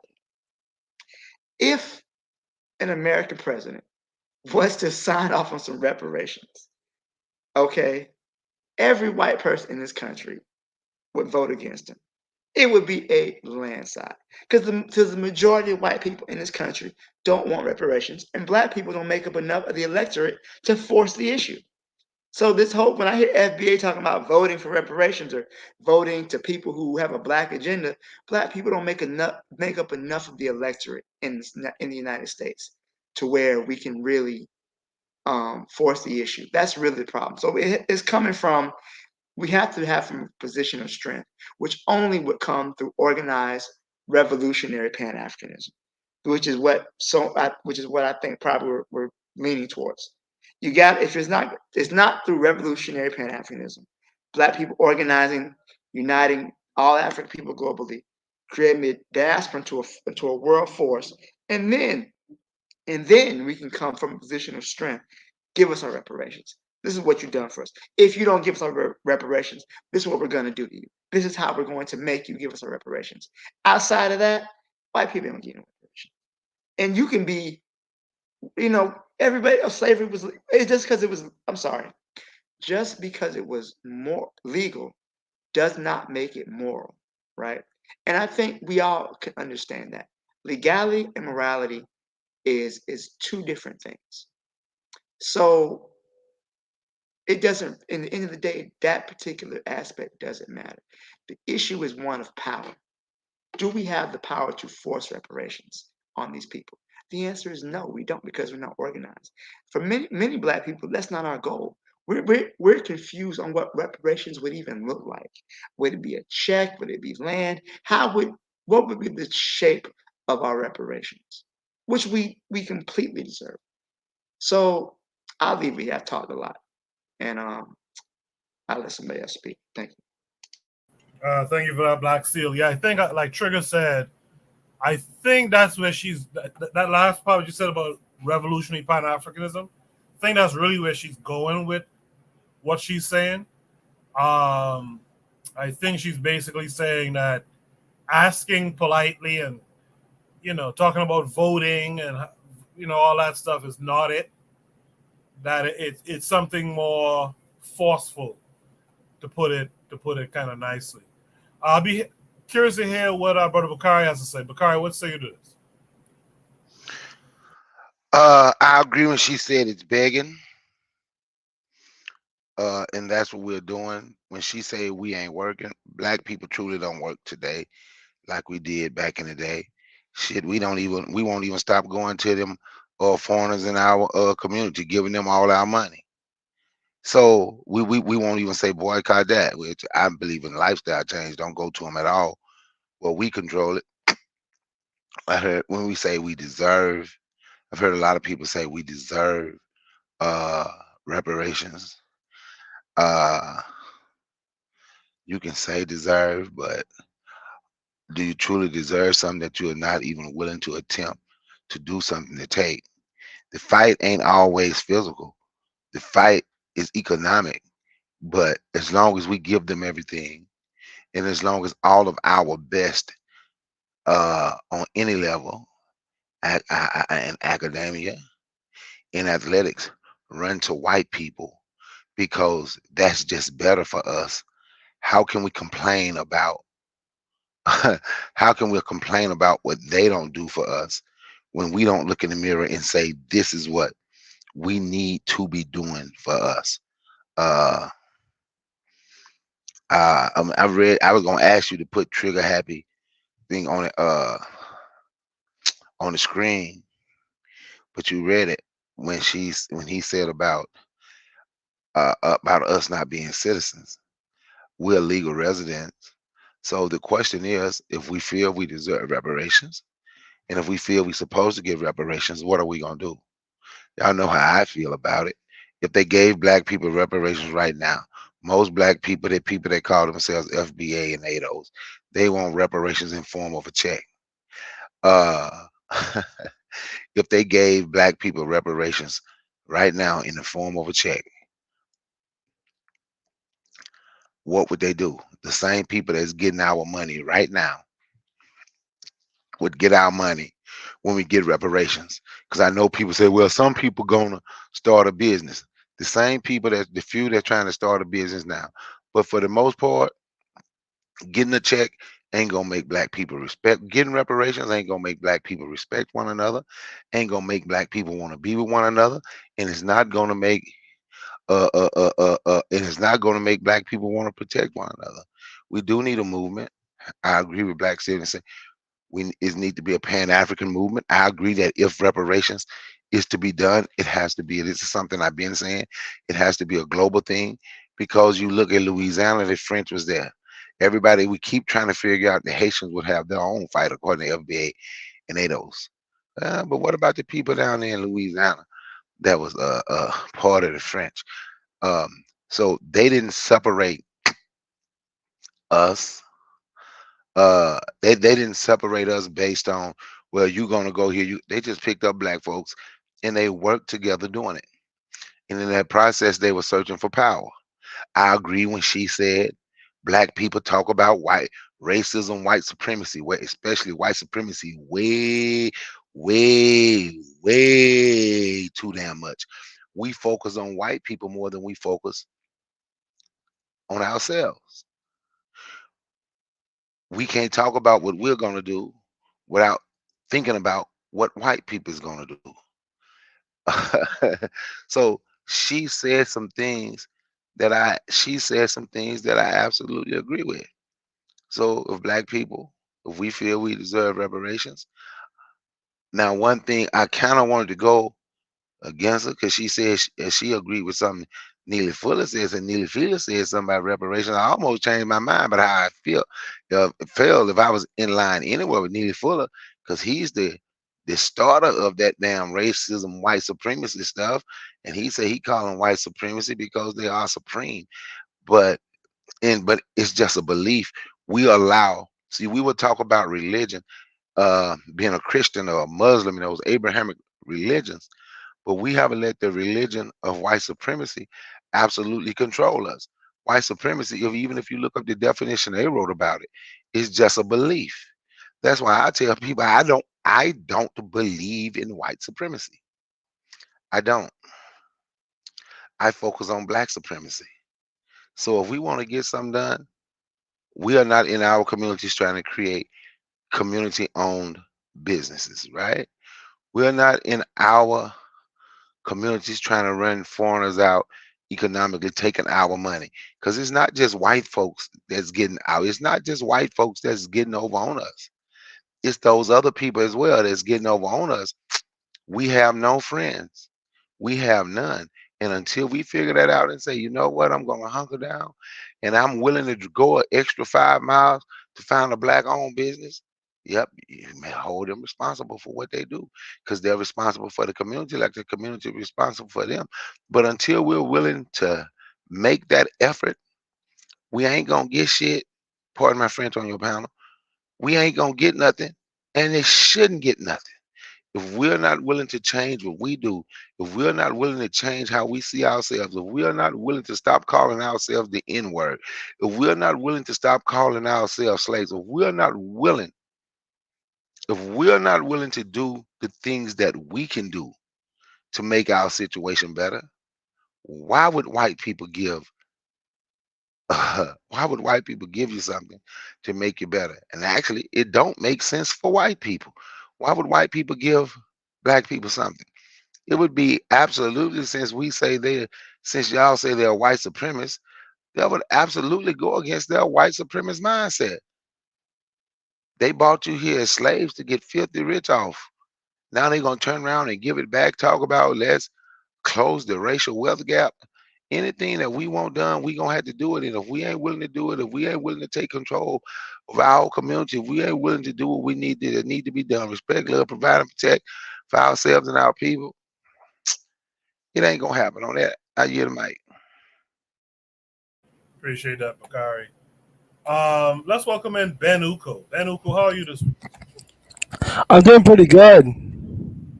Thanks for coming through. Ben, should be sub number 3 says begging white people is not black empowerment. You've heard what Bakari had to say, and Black Steel, what say you?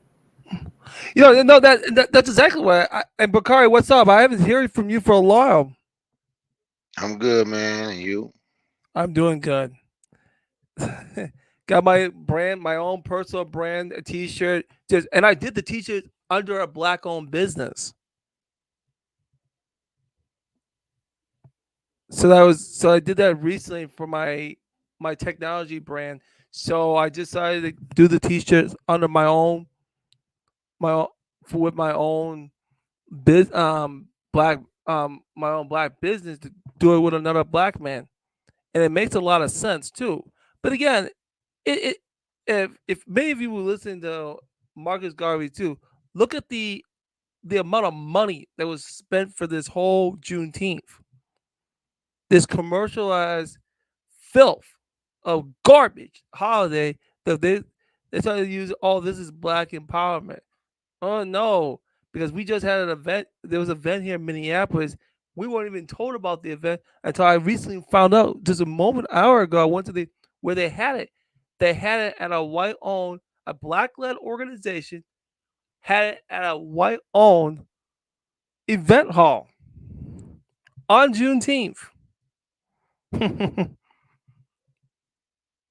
See, boy, that's why we don't get no respect as African people. It's like this, and what the woman is trying to do. Okay, I can see your point, but you're missing some contents. You need to have more of an African style of unity, global unity, and that's what I look at. So anybody that looks at this idiocy watching many of these Juneteenth events over the weekend, they can't tell me that we're gonna get respect and say, "Oh, respect us." But it's like we really we do act, and I have to say, for Marcus Garvey too does say we do be acting like a lot of children. Does everybody agree? Hell no. Go ahead, Ben. Finish your thought. No. I'm talking about the ones that thinking that this is okay to celebrate these reparations and these FBAs and the ADOSs. They are children because you're not getting anything. You're still not getting it, and you'll never get it until we respect ourselves. Look at the amount of money. Just look at what after Juneteenth we got 4th of July. I want to see how much money in those two holidays they're going to make throughout the whole 4th of July from all the stores. And we want to see how everybody's getting paid. That will value those people more than us. Makes no sense whatsoever. I don't get this that people should know that begging somebody else is not black empowerment. Okay, they might say, okay, they might invite me, but I'm not gonna go unless they don't have us, and the one people that I don't know. I'm not gonna beg them. They don't care. I'm not gonna beg them. No, I'll just do it myself, and that's how I think about it. You're the mic. I appreciate that. Ben. Let's hear from the forecast. Forecast, begging white people is not black empowerment. What are your thoughts? Okay. All right. So I'll say this because to me, it sounded like this sister here was kind of saying double speak, right? Because in one breath she'd be like she deserved it, the next she'd say you begging. Now Bakari even said, "Oh, I don't think you deserve it." So Bakari didn't do double speak. He understood and I think for her in particular, because she's smart enough, like, and Ben, I'm glad Ben called it out. How she's off code. Let's just say, because I'll just use those words, right? How she limited the whole thing to just, oh, well, so like when what she's saying is not true, because like even with Rosewood, they just like the other day and thing talking about reparations, and I'm pretty sure murder and all of the stuff they did to them was illegal. If y'all gonna say the 14th Amendment gave us citizenship, if not, then there's other questions you're gonna have to ask, like, is you a human now, according to them? But so she knows all of this. It's not just oh well, it's slavery and all of this stuff, and even with what Bakari was saying, listen, what you were saying earlier, Bakari, on your live, when you talking about these businesses, why do they have to charge more? You know what I'm saying? Because they have to pay more, and a lot of times, a lot of people be like, well, I would go, because I found a lot of this is one good vegan spot. I don't even eat vegan, but it tastes like regular, but I can't eat there every day. You know what I'm saying? But the thing is, like, even when you say that stuff, like the HBCUs, why do they have to take money and all of these stuff from others? Because they don't have the resources to do all of these things that you even talking about, And with her, like, when you limited the whole thing, because you leaving out like how Wells Fargo just got with their whole redlining and people unable to get the banks and loans and all of the things. Now, one thing I do agree with you and Bakari, because I do think it's crazy to say there's no way you can't do anything about it. You know what I'm saying? Because, and she just vaguely mentioned it, because like even when you think about recent history and the last time that we got anything done, it wasn't because we was marching and holding hands with everybody. It was because black people was fed up and they got armed themselves and they was tearing up the neighborhoods. If you go through from the 60s all the way to 70 and all that stuff, when they had to create the programs to stop and break up the family and all of that stuff. Like, so like to say that, and even just like what Bakari would say, holding your money, you could pick a whatever, a particular business and not go to that thing, you know what I'm saying? Or it's so many things that you can do, because like to say like we can't do nothing, like we'd be like, yo, we in slavery right now, we couldn't do nothing. Like everything that's happened is because we made it happen. You know what I'm saying? But my thing is, I don't know why so many black people would be against even the whole like understanding that they definitely have to pay for what they did, and what would be reparated. It should be like setting up yourself so you can be self-sufficient. You know what I'm saying? Like, and taking back what you had. Now that at the end of the day is like is people willing to do what they was doing like I was talking about the York riot that I showed yesterday, with the brother was like, yo, the people was fed up, they just went in anybody that came in their neighborhood, they tore them up, including the police. You know what I'm saying? And that's when they started to make all of these laws and changes. But of course we know that it was a whole think tank behind it, but the whole purpose is to set up your own community to self-sustain yourself. Like, it's the only time we'd be like, yo, what are we going to do with this? Well, you could have a whole thing where you're setting up a thing for black businesses specifically to get them off the ground, you know what I'm saying? Or you're putting this towards the educational thing.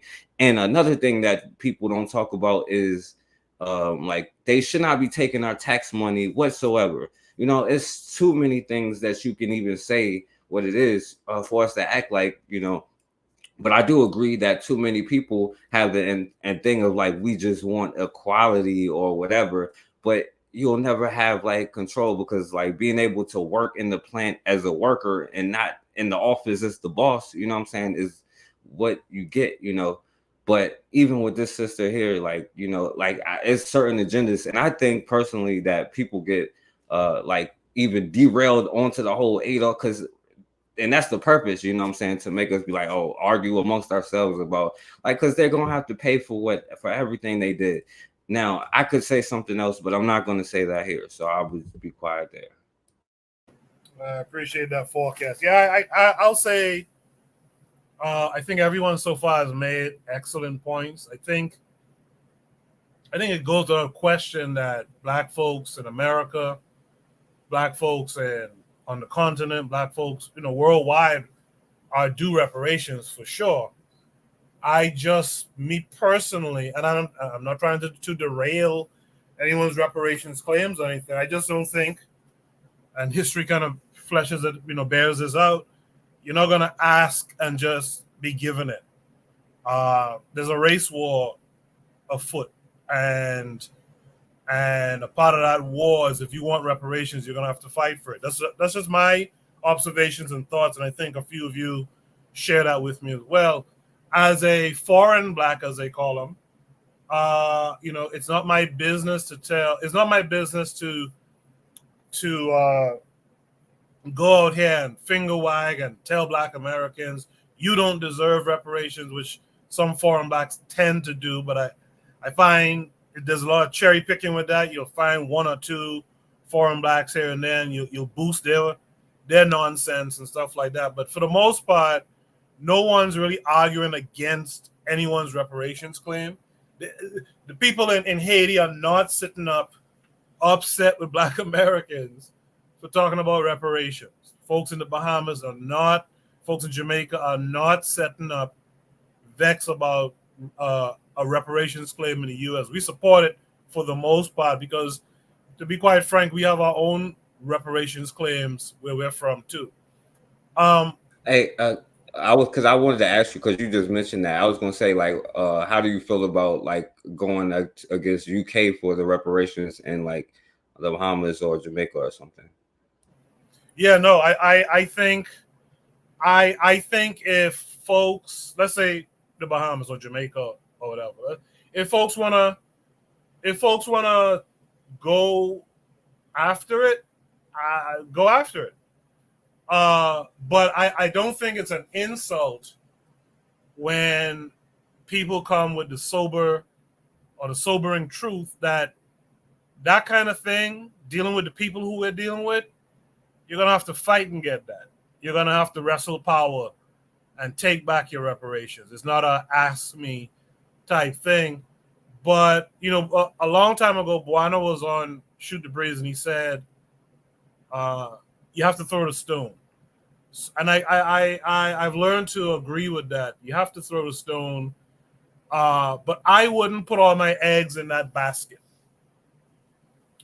I would first try to put the eggs in the basket of self-repair, self-determination. And when we get ourselves to a place of power, then we really go against these folks to get that reparation. But that's just my thinking. With that said, you know what? Let's go to Real Black Gentleman. Real Black Gentleman was saying some stuff in the chat that I'd like to hear him talk about here. RBG, how are you this week? I'm doing good. I'm doing good. I just because again, I know what she's saying. Look, you're not going to stop people from voicing it, you know what I'm saying, openly to all and sundry, you know what I'm saying? If you got a grape, you're going to mumble a little loud. And, as much as she's talking about, like, I've had my eye on this little Shay Sharday. Like, I don't even know if she American, right? But like, you can use force and you can also use finesse. And you know what I'm saying? I think what we're trying to do is finesse it. And it's not a direct kind of a way of trying to get this money, but just us raising it up. And just on the flip side, there's a lot of white suckers out there who's willing to give money out. Our thing is just trying to focus that money towards, Black people. And if we can just get a whole enough of it and just keep going with the hustle, it's a finesse. It clearly is a finesse. You know what I'm saying? But it's a righteous finesse. And I'm not going to sit here I haven't joined in Cobra. I'm not a member of Cobra. I'm not going to down them at all. I think it's incredibly noble. I'm going to give them all the praise I can. I'm not going to, I can, in my next breath nitpick, but I can also say that nitpicking is a minor aspect of it, and I can forego even the nitpick. You know what I'm saying? If need be in circumstance, I can, have my own problems with someone, but for the sake of solidarity, you know what I'm saying, close ranks, so to speak, right? Under, with mixed company. You know what I'm saying? Like you're not gonna, you're not gonna get the money in you're not that frontal assault idea where we're gonna do like slash everyone's heads until like, there's no more combatants, and then we'll just take the spoils. That's daft. Any strategy could see like, and then what, and then what? So it's like, black people is going to get our money, you know what I'm saying, by hook or crook. It's going to happen. Maybe it's not as much as we want. It might not be a direct way, but I think the only thing that, not speaking isn't going to get you paid. It's not, closed mouth don't get fed. So anyone who's out here, even if they're just on their whatever time that they have, and they're out here vocalizing, if they're doing it in big ways and they're really promoting it and protesting out in the streets, and maybe nothing amounts to it that day, but I bet you they'll have a little bit more grind in they step about the rest of their work, and they're going to get theirs. You know what I'm saying? Like you cannot, it's the old Chinese saying for, just for convenience. You don't tell the man who's doing something, that they're doing it wrong. You have to go ahead and just let them do it. You don't tell someone that something can't be done when you see someone attempting to do it. That's all I got to say. I'm a pass. No, RBG, I really appreciate what you said. I like it. It made me think that, at the very least, it's the visibility thing. I think the thing that would be great to include in it is the revolutionary aspect of we're raising this awareness. There was a wrong committed. There should be some compensation for it. There should be some compensation for it. And so we educate our people that wrong was done. We should be paid back for that. I think the part that's missing is the notion that folks that you're going up against, all of that pleading and telling them what they did, they know what they did already. They already know. You ain't got to go through that.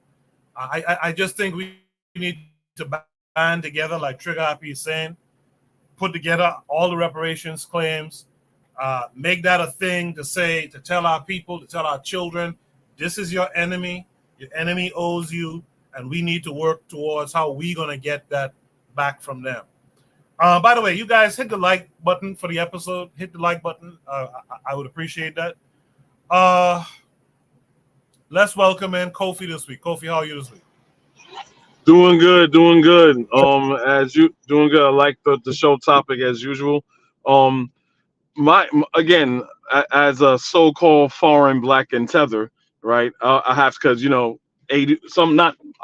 our brothers here on the panel here. I'm not talking about them, but everyone that claims to be FBA and stuff like that, they're sensitive. So I gotta give the disclaimer, saying like, as a foreign black, right? As you would say, Kuku is I have I want all of us to get reparations, because you gotta understand is once one domino fall of white supremacy, they all have to fall.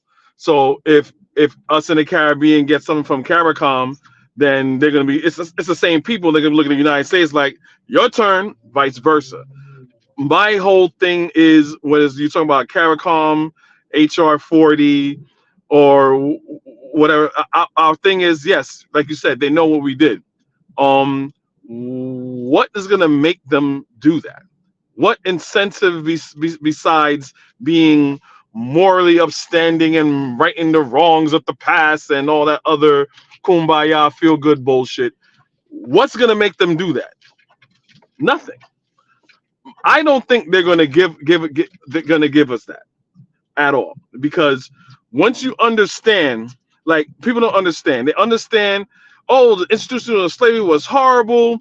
We planted the seeds to make this country is what it is. Yes. So on the flip side, if you know that middle class to poor Europeans made America the empire that it is today, and you want a good fraction next to half, that's not going to happen. And I always say this. If any of you know New Jack City, pretty much what you want to do. Remember when Nino Brown, when New Jack City was like, I'm taking over this building right now, and had the super butt ass naked with a gun to his head? That's what we want them to do. They're not going to do that.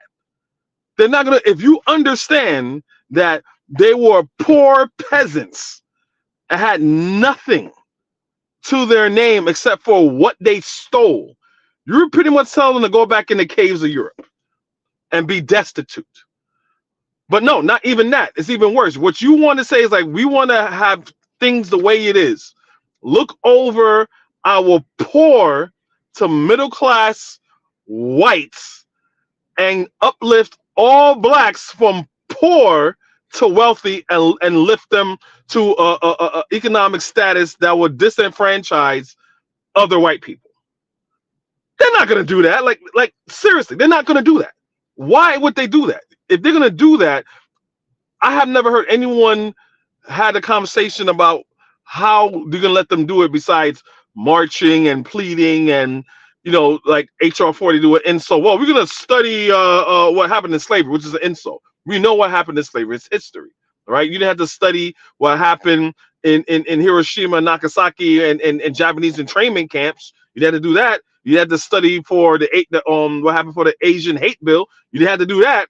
But some of it happened for 400 odd years. You have to study. It's ridiculous. They don't want to do it, right? So that's a conversation that I never seen like evolves as far as like how we're gonna get it realistically. And as far as black people, so-called foreign blacks speaking on and stuff like that, and it being a finesse, it is kind of like a finesse thing, right? I mean, to me, it's like the whole Tariq Nasheed thing and the Yvette Carnell thing. And I talk to these ADOS people and these FBA people, and when you have just a rudimentary, fundamental conversation about them, as like, okay, what is an FBA? What is that? It's always tied up in what the Africans said, what the Caribbean said. It's like their whole ideology is based upon hating other people. Well, we have to do reparations because we got these fake black people coming in and trying to get our reparations claim, which makes no sense because I'm not from here, whatever. But that's a different topic. And I asked them, why do you have to define you getting something that belongs to you by disparaging other black people? It doesn't make any sense. And they do this false equivalency as far as like, well, I heard a Jamaican and the Nigerian says we don't owe reparations. Okay, they're assholes. Why you giving them oxygen? It doesn't make any sense. You shouldn't give them oxygen. They can't get it. But then they exacerbate that to say, well, all of you are like that. In CARICOM, it's something that no one in CARICOM, on the board of CARICOM, is saying, well, these bloody Yankees over there is pa pa pa pa pa pa pa pa pa. Like, no, we don't have to define our claim by disparaging other people. So in this day and age, again, I am for reparations for black people globally, but because it's the same oppressor, my thing is, how are you going to make them pay? How are you going to make them pay? That which is the question, and I'll leave it at that. I appreciate that, Kofi. Make sure you guys are subbed to Kofi the Black Critic on YouTube. Make sure you sub to Kofi's channel. With all of that said, I think I got to everyone. Yeah, with all that said, Buana, you've been listening to everything everyone else had to say. Is begging white people, is it not? Begging white people is not black empowerment. What say you? So I could try to see if I can be as concise as possible because I know you're ready to go to the next one. So when some people say that we don't have a claim or we should open our mouth to Caribbean people in terms of the reparations discussion in America.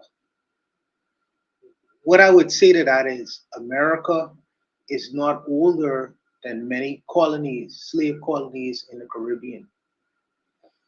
And historically, what happened is a lot of the monies, a lot of the institutions, that was created in the United States, like Harvard University, which is a premier educational institution, a lot of them got the endowments from the monies that they received in Caribbean plantations. Harvard University, their first endowment, how they got the build up monies was often not on the backs of American slavery, but on the backs of Antiguan slavery. There is a book, seminal work by the Prime Minister of Trinidad and Tobago, old Prime Minister. His name is Eric Williams. He wrote a book. He wrote a book called Capitalism and Slavery, and in that book, he draw a lot of historical references of how a lot of the institutions, not only in the Caribbean but in the Americas themselves, where they got the funding to get the monies to build these institutions. I understand when some of my brothers talk about the old is from the federal government of the United States. But within the United States itself, there are many different institutions. There's an educational institution. There's a financial institution. A lot of the banks, in particular, there's a bank right now called Bank One. Bank One wasn't always Bank One, or I can't remember the name now, the bank itself. But a lot of these banks got their funding off of the backs of Caribbean slavery, not American slavery. Sometimes when some of my brothers say that we need to go other places to get our monies, that's not really historical, because some of our monies are owed to the institutions that were built within the American society. Maybe not the federal government, but certainly the institutions that exist within the Americas itself. So some of our monies, if you say this idea of reparations or call for reparations, we ain't only going to England.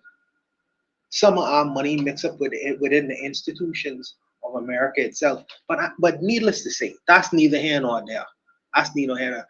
I find it interesting, this conversation itself, because sometimes the brothers think I go soft in terms of warfare, confrontation, fighting, all these other things. And this is where I feel like my brother Bakari shined the most, because he always talking about confrontation, fighting, getting in the midst of things. You know what I mean? And if you're going after the money, if you're going after the gold, if you're going after all the wealth that America has acquired, you have to go by the same means and how they get it. Practicing gunboat diplomacy. This is where the real war argument is. Because as many of the brothers would have stated on this panel tonight, asking for it ain't gonna help. Going to court cases, the last case that I investigated in terms of reparations, where they took the federal government to court in terms of trying to sue for reparations. The lady's name is Deidre Farmer Pellman, P-A-E-L-L-M-A-N-N. I looked up the case, and I would ask all the brothers who are interested in the discussion itself, look at the legal reasonings and see why the legal argument for reparations, why they didn't agree to it. Because that's where some of the fight is going to be. If you're asking the federal government, if you're taking them to court in terms of reparations, you got to find out what the legal arguments are and why it wasn't sufficient to say, okay, so we as the people of the United States say that these people should get reparations, because it's already been fought in court, 2006. Look it up. Look it up. You know, I believe that reparations is owed in terms of getting money, but on the basis of morality, that's not how the country was formed. You're dealing with, I don't know if the brothers them agree with me when I say this, but you're dealing with a criminal empire. You're dealing with gangsters. Gangsters don't pay back money to their victims. It never happened. You have to speak in the language in which they speak. You have to talk in the language of war. They come here and they take over the territories. They murder, maim, and they do what they did. So if you want that money, you have to do it like how they do it. Asking is not going to cut the mustard in this kind of conversation, especially when you talk about the wealth of America. When you talk about the wealth of America, they get it through gangsterism. So if you don't speak in the language of gangsterism, if you speak in the language of being civil and all these kinds of things, you're having a different kind of conversation. I understand. Like I said, I truly want all my brothers. The black world in the United States, in terms of their agenda, is not consistent with the black world in the Caribbean. The Caribbean saying that they want to be a republic. The Caribbean saying that they want to break away from England and France and stuff like that, and they want to be self-governed, even though they used to call themselves independent a long time ago. Now they talking about being a republic now, which is a whole other kind of discussion. And I get nervous about that discussion because I have my own issues with that. But the black world in America saying that they want money. I'm saying that how they going about it, you have to speak the language in which they, I believe, this, like I say, this is where my soldiers come in. This is where Shaka Zulu, who listen to us, this is where Brother Bakari, when they talk about confrontation and war and serious kind of struggle, which we can't have these kinds of discussion on YouTube. When you talk about taking back wealth and land and things of that nature, we having a whole different kind of discussion. But like I say, I want to be brief because I know everybody went kind of long and I want to kind of move on to the next subject. So I'll stop right there. I'll leave it right there. I just want to add something real quick. Juana. You talk about the same Eric Williams that wrote from Castro from Columbus to Castro? No, I think somebody else wrote from Columbus to Castro. I don't think it's Eric. That was Eric Williams. Was it? Yeah, it was Eric Williams. I got the book. Okay. I thought it was someone else, but it might be him. But he wrote Capitalism and Slavery, and in there he outlined many of the institutions and the monies that the American institution was built off. Like J.P. Morgan, Fleet a Bank. lot of those things, many of the insurance companies. But we have that when you talk about reparations in terms of Caribbean. The Caribbean, we would have to go after the corporations, not the federal government itself. The black Americans could go after the federal government, but in terms of the private corporations and many of the institutions like Harvard University, we would have to go after them like that. So it's a different kind of scenario. But I want my money back from the Americans too. Not only the English, but I want it back from the Americans as well. But I'll leave it. I want to be brief, man. Yeah. AIG is a big insurance company, and they were involved in slave trade and J.P. Morgan. But I'll leave it alone. I want to say something real quick. She's talking about I think somebody mentioned this earlier about how the survivors of the Tulsa race massacre in 1921. Now, this was only within the last not even a month ago, the Oklahoma Supreme Court dismissed the lawsuit of the last Tulsa race massacre survivors. These are black people who, we're talking about well over 100 years old. One of them's 102. They sued trying to get justice because a bunch of white people went on a rampage. And this was something that was totally illegal, murdering people. But then it says that the destruction of the Greenwood District, although legitimate, did not fall within the scope of the state's public nuisance statute. So what's she talking about here? It just kind of goes back to what everyone was saying. You're not going to get reparations without coming from a position of strength, a position of power. You're not going to get reparations any other way. I appreciate all of your input here. Real good discussion.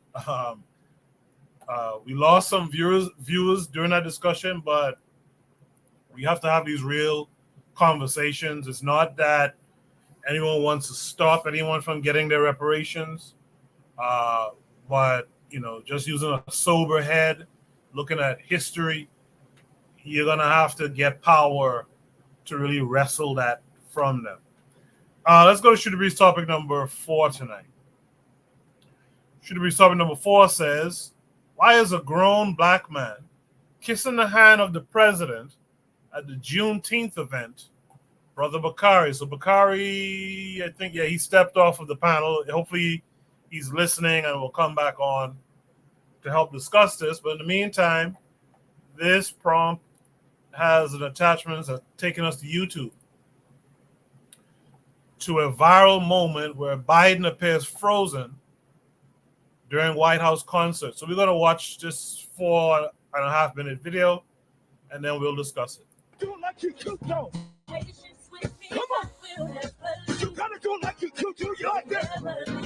Rock with me. Rock with me.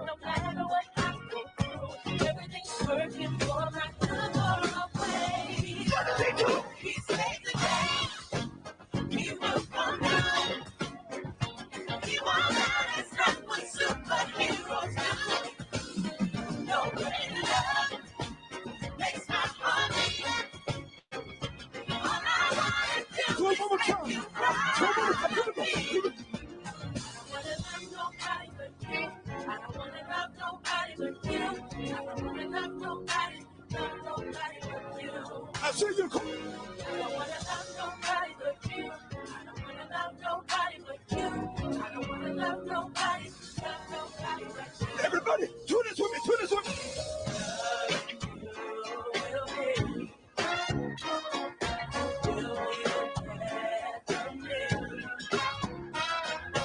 That's how it's supposed to be.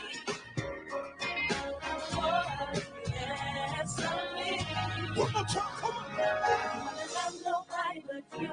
don't wanna love nobody but you. I don't wanna love nobody but nobody but I don't wanna love nobody but you. I don't wanna love nobody but you. Jake, what does he do? He saves the day. He will come down. He won't let us not what superheroes do. I will never go. No greater love. A love like this makes my heart beat. For the rest of my life. All I wanna do is make you proud of me. He saves the day. He will come down. He won't let us not what superheroes do. Where you enjoy yourself. No greater love makes my heart beat. All I wanna do is make you cry. One more time, let's go. I don't wanna love nobody but you. I don't wanna love nobody but you. Bring it back, come on. I don't wanna love nobody but you. I don't wanna love nobody but you. I don't wanna love nobody but you.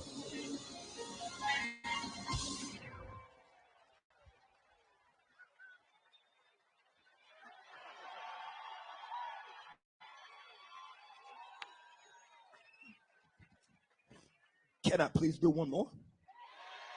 First of all, are your feet hurting? Nobody told you to wear them cute shoes anyway. Let's go.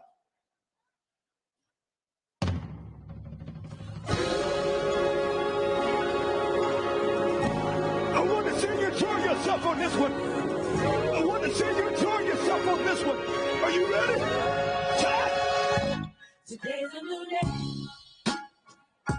but there is no sunshine. Come on, I gotta see you. Nothing but clouds and it's dark in my heart and it feels like a cold night. It's Juneteenth, y'all. Today's a new day. I need to see y'all party. But where are my blue skies? I need to see some black folk party on the grass. Come on, let me see you party on the grass. Tell me it's all right. I need to see some black folk on the grass. I almost gave up, but come on. Can't explain. I need to see some black folk on the grass. It's Juneteenth. Let me see some people on the grass. I want to see. I smile. Even though I hurt, see, I smile. I know God is working, so I smile. Even though I've been here for a while. Come on, y'all. I smile. Where my people at? Smile. Come on and party. So hard to look up when you've been down. I need to see my people. Sure would hate to see you give up now. I need to see my people. You look so much better when you smile. So smile. Come on. Where my people at? Today's a new day. fuck's sake. I'm glad that ended when it did, finally, because I was, man. Talk about embarrassment, like a few of you said in the chat. This is too much, according to Black Steel, man.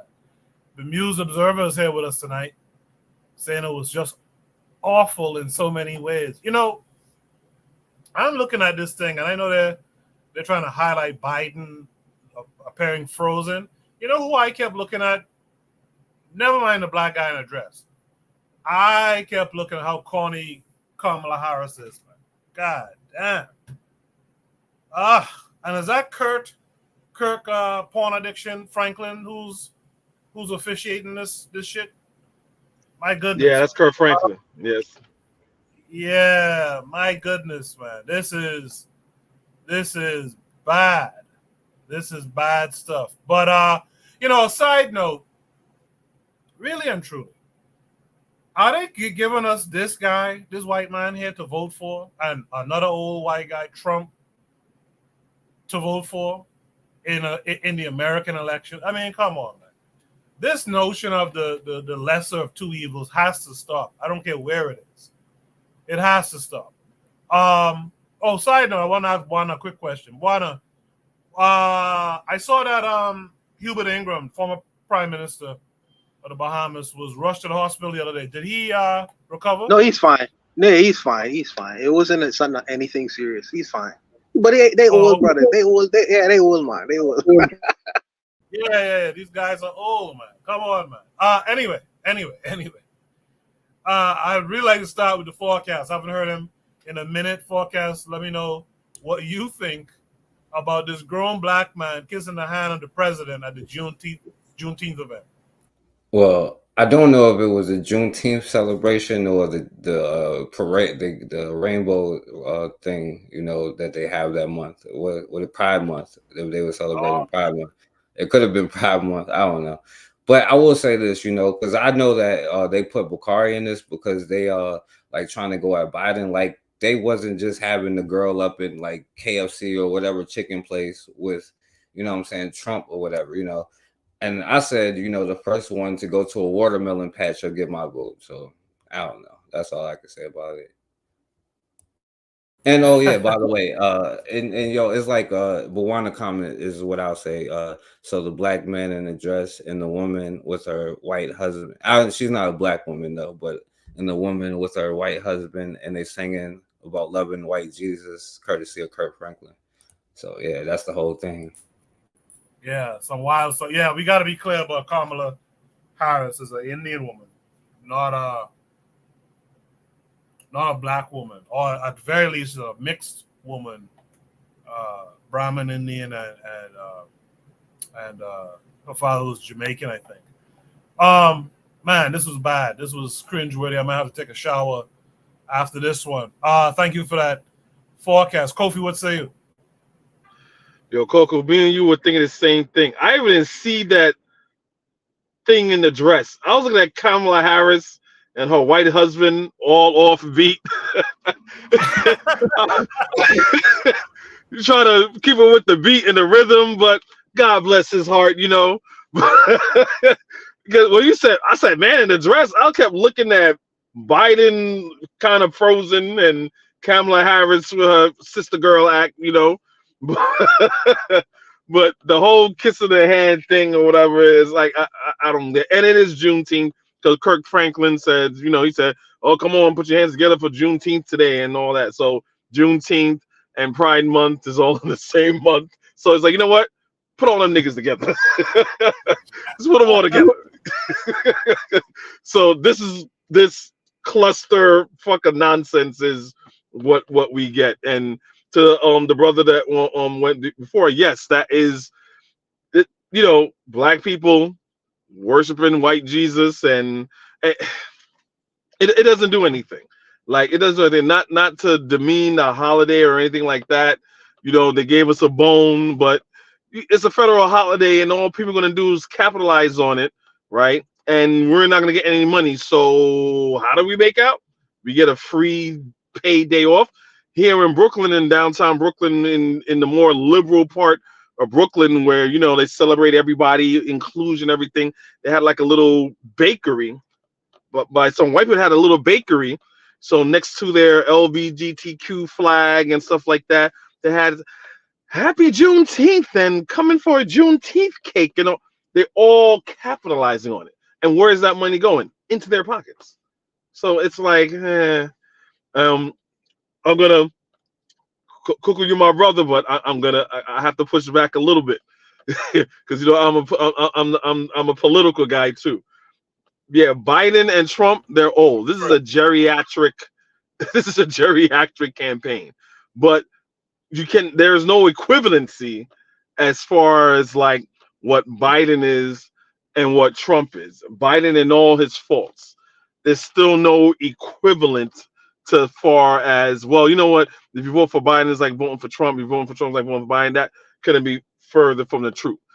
Politically speaking, I am left to Joe Biden, but I'm not the extreme left, right? I'm more of an independent, right? So from a political standpoint, Biden is the pawn in order to get shit done to get over this hump.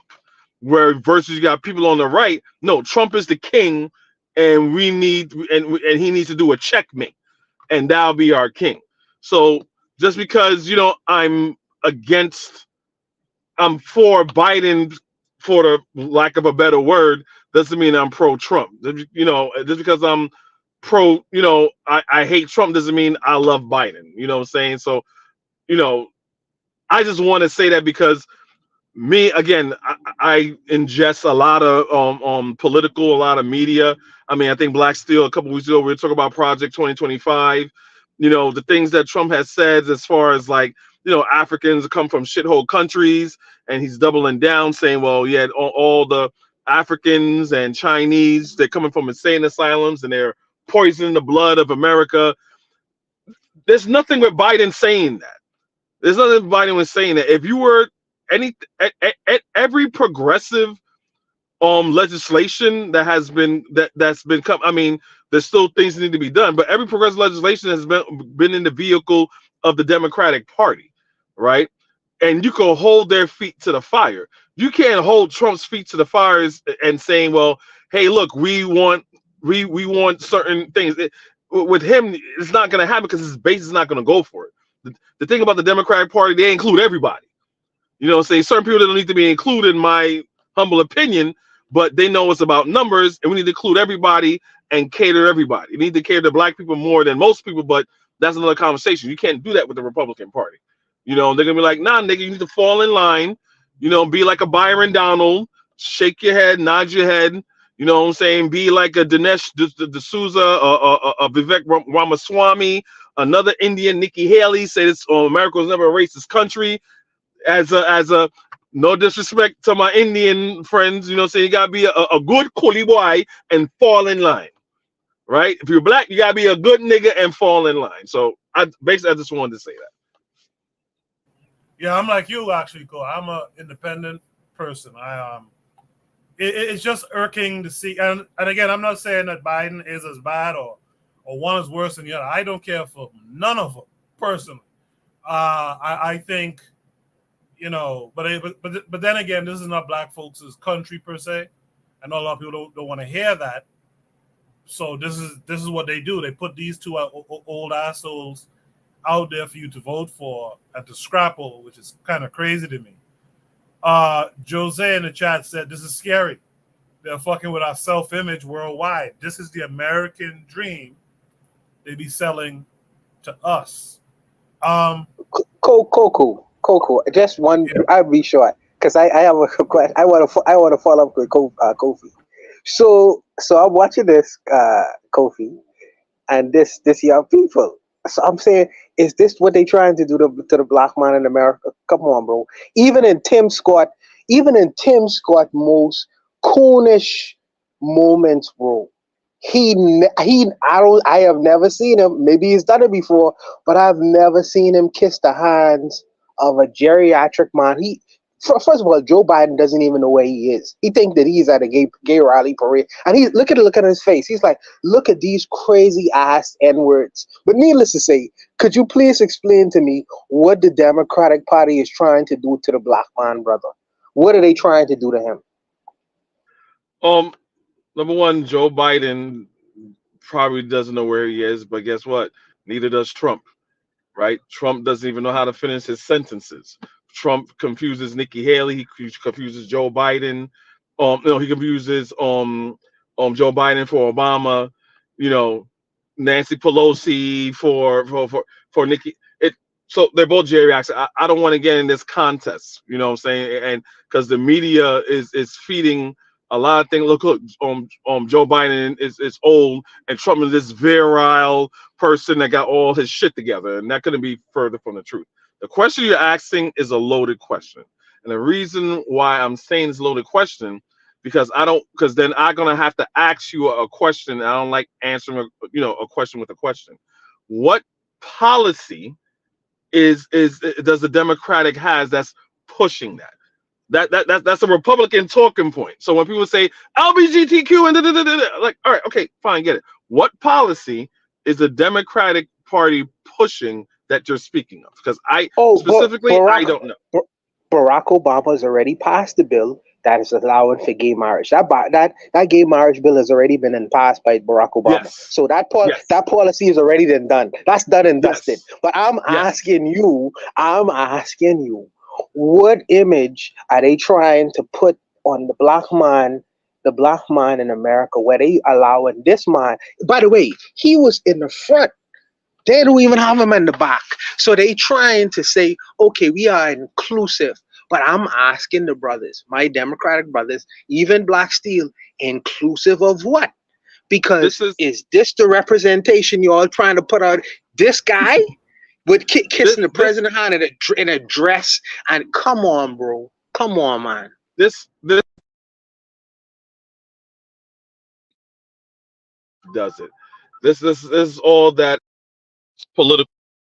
Now there is no so you're conflating two things that don't belong to each other. So when Barack Obama legalized gay marriage in the early 2000s, that was for all gay people, gay men, gay women. It has nothing to do specifically, exclusively for black people only, right? So one of the things black people, he was like, your typical, right? He was a good president. He was your typical president. He didn't do anything external. I mean, he did things for women and things of that nature. He never did anything specifically directly for black people. It was pretty much trickle down economics. Okay, you Negroes would get it. Giving women, grants and things like that, and jail reform and drug reform, things like that was a trickle down effect, right? Republican Party never did anything like that. So you're conflating two things that has nothing to do with what Barack Obama did. You have to understand, if you go on not trying to promote my channel, but I was gonna do a live and talk about, because it's today is Gay Pride Month. On my show that I did, it was called "Why is FBA Overwhelmingly Gay?" Right? You'll see the thumbnail looks like an LGBTQ flag. You have to understand, it's going into the history of what this country is, right? You're always going to find a patsy, you're always going to find a fool, no matter what the society is. But when you're a black person living in America, so let's go way back to Flip Wilson. If anyone know who Flip Wilson is, Flip Wilson, I was basically doing a history of black males being emasculated, right? Emasculated. It's been happening since slavery. And there's always a slot there for a black man to emasculate himself, from Stephen Fetchit to Flip Wilson to Wesley Snipes putting on a dress. Those people always existed. This is not something that what you're trying to say is like, well, the Democratic put a policy in place so all these people could come out. These people were always here. They were always here. Richard Pryor is bisexual. And Richard Pryor, one time I was surprised, he was also in a dress, right? Hold on, Kofi, hold on 1 second, just 1 second. I'll let you rock. I'm gonna be very quick. So in America, that we represent 13% of the population, And within that 13%, there's a small minority who consider themselves LGBT. There are much more white people, white homosexual men in America, cross-dressing men, than black homosexuals that exist in America. But it just so happened that this black man finds himself next to the president of the United States in a white dress. The statistics and probability would be there would be more likely that a white man in a dress with long hair should be next to the president as opposed to the black man. But yet he finds himself there, even though statistically he is in the minority of a minority. You think that's by accident? Juana, he's a celebrity. No, I didn't say what. That's the first. I said this is political theater. They're putting, just like when Trump. Everyone knows that most black people are not supporting Trump. They're not for Trump. But when Trump has his crazy rallies, all of a sudden, black people. Trump went to a quote unquote black church in Chicago. There was nothing but white people in the audience. Same white people that follow him to all his rallies. That's what I said. Both parties do it. The only difference is Republicans hypocritical in this way. The Republicans are like, nah, we ain't having no faggots or no gays or no transgenders, but they'll fuck with Caitlyn Bruce Jenner, aka Kate Jenner, and she's a Republican, but they accept her or it or whatever. And she's the biggest trans person in that's popular trans person in the United States, but she so happened to be a Republican, a part of a party that doesn't like who or he or what is. Again, to be a part, if you're not a straight white male and you're a Republican, you have to demean who you are as a woman, as a black or brown person, or a gay person. That is the Republican falling line because it's conservative, right? That's why they call it right wings. It's conservative. What they are conserving? White evangelical Christianity. Right? If you don't fit that bill, you have to dehumanize yourself. So I don't know. I hope I answered your question. All right. I appreciate that, Kofi and Buana. Buana, I'm going to come back to you later on because you're the anchor of this topic. But in the meantime, let me hear from Black Seal. Black Seal said it's Billy Porter. I didn't realize it was that freak of nature, but it's Billy Porter. He's the new Cinderella. He's the new Cinderella. Y'all are killing me tonight, man. So yeah, man, this is Billy Porter. You know, he's an actor, activist. You know, gay rights dude. I think is he the one playing James Baldwin in a movie? Yeah, he's petitioning for it. Yeah. James Baldwin, man, deserves so much better. Yeah, he does. You don't deserve this. You don't deserve Billy Porter. James Baldwin was a fighter, was an activist. He put his blackness before his homosexuality. Right. And that's what these LGBT people don't realize. My cousin is gay. And I had a conversation with my cousin. He's like, look, nah, I be around all these white people. I let them know I'm a black man first. You cannot beat me over my sexuality. And that's our problem as a people. Yeah, so Billy Porter, first of all, Biden's cognitive decline has been well documented. And like Kofi would say, it's not just Biden, it's Trump too. I mean, at this point, you know, these two individuals running for president, I don't see what. Here's the thing: a lot of Americans don't vote, believe it or not. Most Americans probably are going to opt out of this election, a large percentage of them.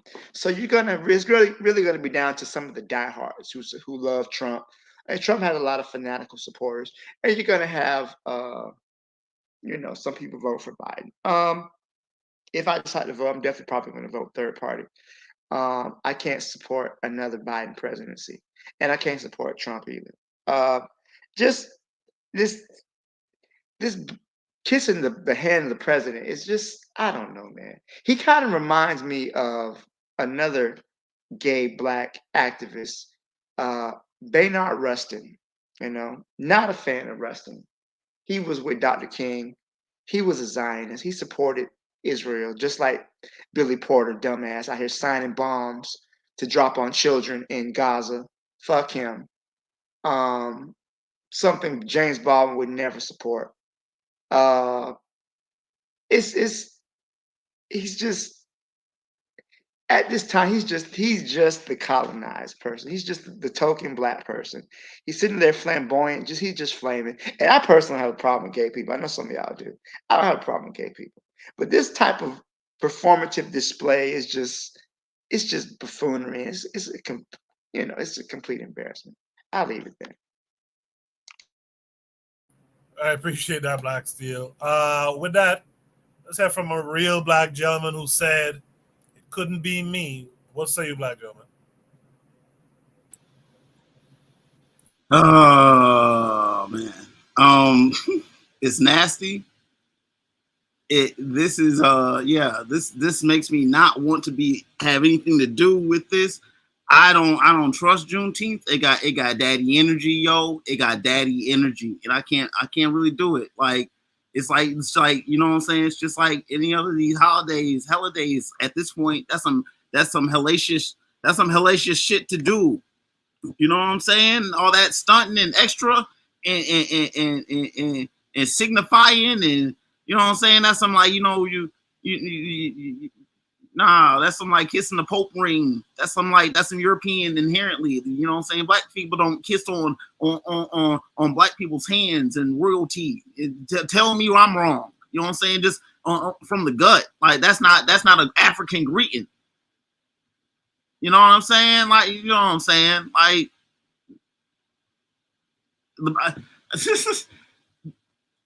that's messed up, man. You know what I'm saying? This is you know what I'm saying? I ain't gonna dwell. You know what I'm saying? I can't even do Juneteenth. I've never really been a fan of it. Naturally, black people ain't, you know what I'm saying, celebrating white folks coming. Look, I'm just gonna leave it at that, man. I feel your frustration, RBG, for real. I do feel your frustration. With that said, that takes us to Buana. Buana, you heard everything everyone else had to say. What say you? Oh, I know people think that I'm a Caribbean savage, but in terms of people's genitals, people could do whatever they want to do with their genitals. That's not my say-so in terms of what they decide to do. But when you are used by these major institutions, political institutions, to put an image out there that is unbecoming, then you have to ask yourself some fundamental questions. You have to ask yourself some questions, man. You know, what are you willing to do for clout? Because I don't know if he was paid to stand up next to the president and doing what he's doing right now, or if he was just trying to get clout because he's a so-called popular person by these people's standards. And for me, you have to ask yourself, because there are some gay people who would never do anything like this. Black folks. There are some gay people. It's a guy named Cleo Monago, very famous political guy, you know, and I don't see him doing these kinds of things. You know, with all these white men around him, looking at him like he is insane. And I think that you are trying to establish yourself. You're trying to maybe you don't give a shit about his community. Maybe you don't give a shit. Well, if he considered the black community his community, because I think that he's married to a white man anyways. So I think that but these people are very dangerous because I consider them to be useful idiots. And you can't be a tool at nobody. Don't let nobody use you for their own purposes and agendas. You know, because this will last you forever. And he have AIDS anyway, so he is, well, but I just think that we shouldn't be willfully used by any groups of people, and we should exemplify the best of us. And if you can't act like the best of us, go put someone else in place. Go put a James Baldwin in place, because I don't see James Baldwin, as Black Steve was saying, would do anything like this. I can't get into your bedroom business, but politically, he would never find himself here in a public space, because you are representative where you want to be or not for many people, especially in the homosexual community, let alone the black community, because you have the same face as me. So you need to consider some things when you do certain things publicly. You know, boy, I tell you, I really wish that we could enforce some of the ideas that we have on, different from the dominant society. I really wish sometimes, because he need to be, some of these people, when they commit certain actions, need to be held accountable for the things that they do, because these things have a rippling effect, not only on the person themselves, but in the greater community at large. You have this man is a Democrat. I saying to myself, what these people trying to do to the black man? You have him in a dress, you have him with long hair on. What you trying to do to the black man? You have him kissing the man on. What kind of nonsense this is? And this going out all over the world, bro. All over the world. People who know that this is going out all over the world. I would rather someone like Brother Bakari, Glen Island, Mississippi, let him be the spokesman. Well, they would never let that happen, but someone who could start up as a real representative, because if this is what is a representation of the 2024 black man in America, this particular kind of line, I don't want to be a part of that. Because you telling me the direction you're trying to push myself and my family, and this is genocide on tape. Because no man like this can last. No man like this can last. He is done. And now you have the black woman. I know you all don't consider him to be a black woman, but you have the black woman standing comfortably whining next to the white man. Where is her counterpart? This is very odd. This is very odd. As the vice president, powerful woman, standing next to her, two white men next to her, and the black man like a little pet, like a little pet. I have a problem with that image. My Democratic brothers can say I beaten up on the Democrats. Tim Scott ain't no better, because he is just as bad. He is just as horrible, because the shit he been doing is horrible. But some of my brothers, when they get before the world, they need to really sit down and consider some of the things that they're doing, because it's not only affecting just them. I'll leave it there, Kuku. I appreciate that, Buana. Hey, by the way, you guys join the Discord. You can post your topics that you like to see discussed, or if you're a regular panelist, you could post your discussion. You see Black Steel, Buana, and them always post their topics. And let me say this too: if you read something interesting, maybe you read one of Oni's books, or maybe you read a shout out to Oni too, by the way, or maybe you read Blueprint for Black Power, and there was a certain excerpt you like. You can post those, and we can discuss those too. We don't always have to discuss current topics. We could discuss anything from Garvey's writings if you want to. So join the Discord today. Click the link. Join the Discord. Post your topics as well. Is there any last comments for this topic? Yeah. I got something I got to do real quick. Hold up. I prove you lost already. Hey yo, pass me the weeds for my ashes out. Hey yo, you faggots, y'all need to kiss the motherfucking ring. He's wallet. Real black gentleman. I'm just saying, it's like it's over. That's so low. Bro, it's so low. Bro, it's a copyright strike. Don't do that. Okay. Right now.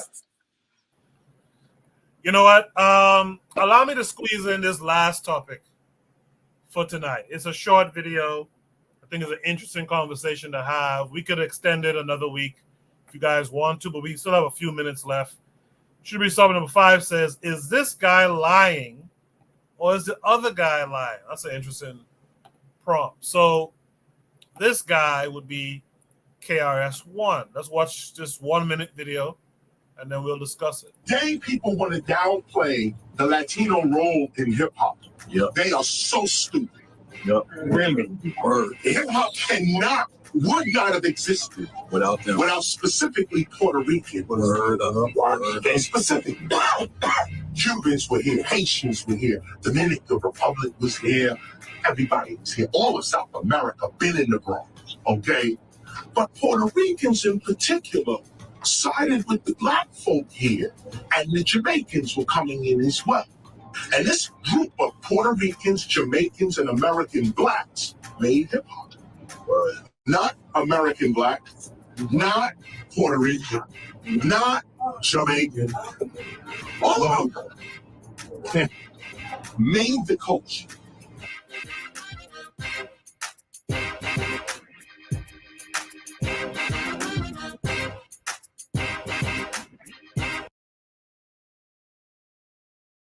I'm getting the impression that the last bit of that is just music and blackness. So that's KRS-One, legendary KRS-One.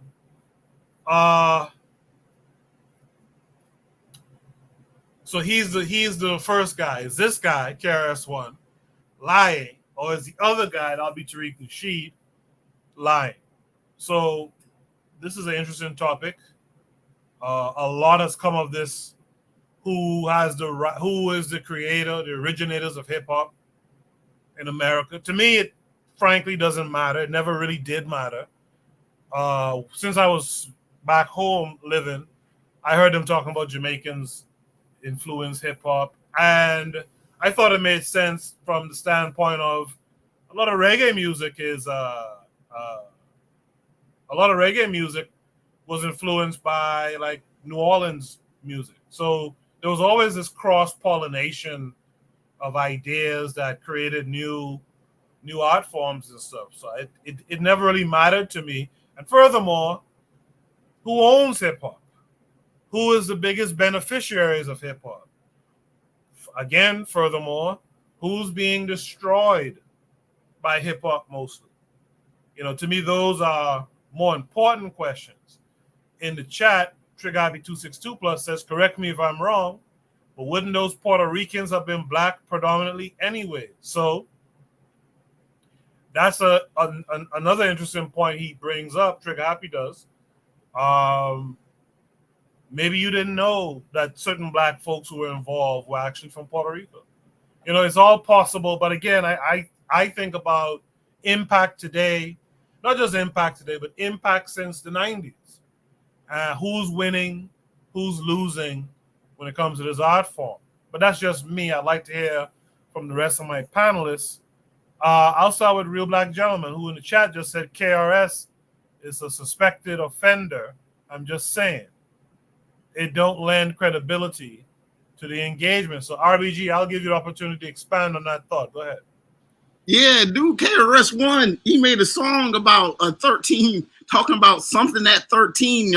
KRS has been put on the spot. Look, when you know, and so I'm just saying, I don't think it's gonna work the way people think it's gonna work. I mean, again, I think there's a lot of credibility to the fact that black nationals in America did have a lot of the significant. I mean, people, are trying to get it down to the minutia. And although, I mean, for real, I mean, a lot of people's basically saying that a lot of this really was black, and the people who are not authentic black people up in this country, you know what I'm saying?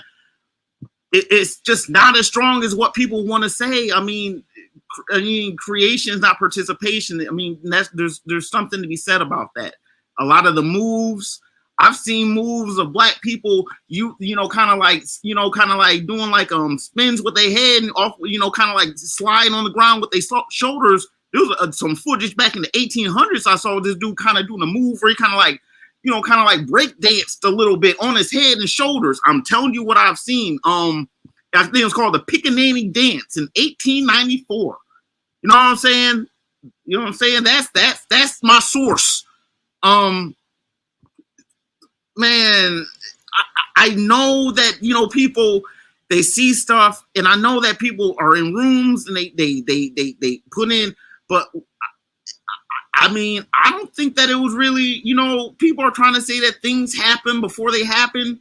I don't know. I'm really starting to see that a lot of these elements and a lot of this stuff really what is in-house, in source from people of the soil. And I mean, that's not to give anybody any less, I'm not trying to take down anyone. I'm just trying to big up, and reinforce, what, when we go back in time and in more than one eyes, you have multiple people looking at stuff.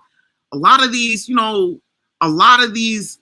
originators really are black. I'm just going to have to say that. That's what I'm saying. And I mean, I don't know about old face here. Like, you got to look into that song about 13. I'm just saying, yo.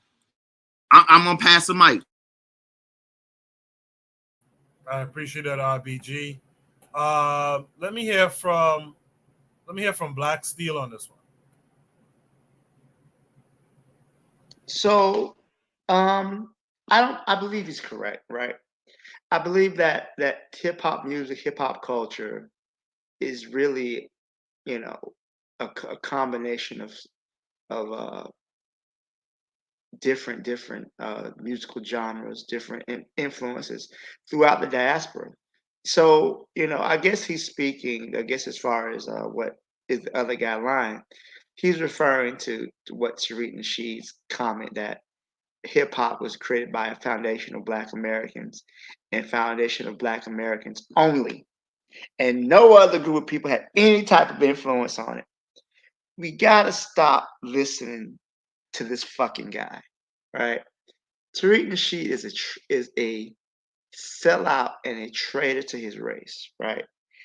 There's nothing that he won't sell out for money. He's a whore for money. He what?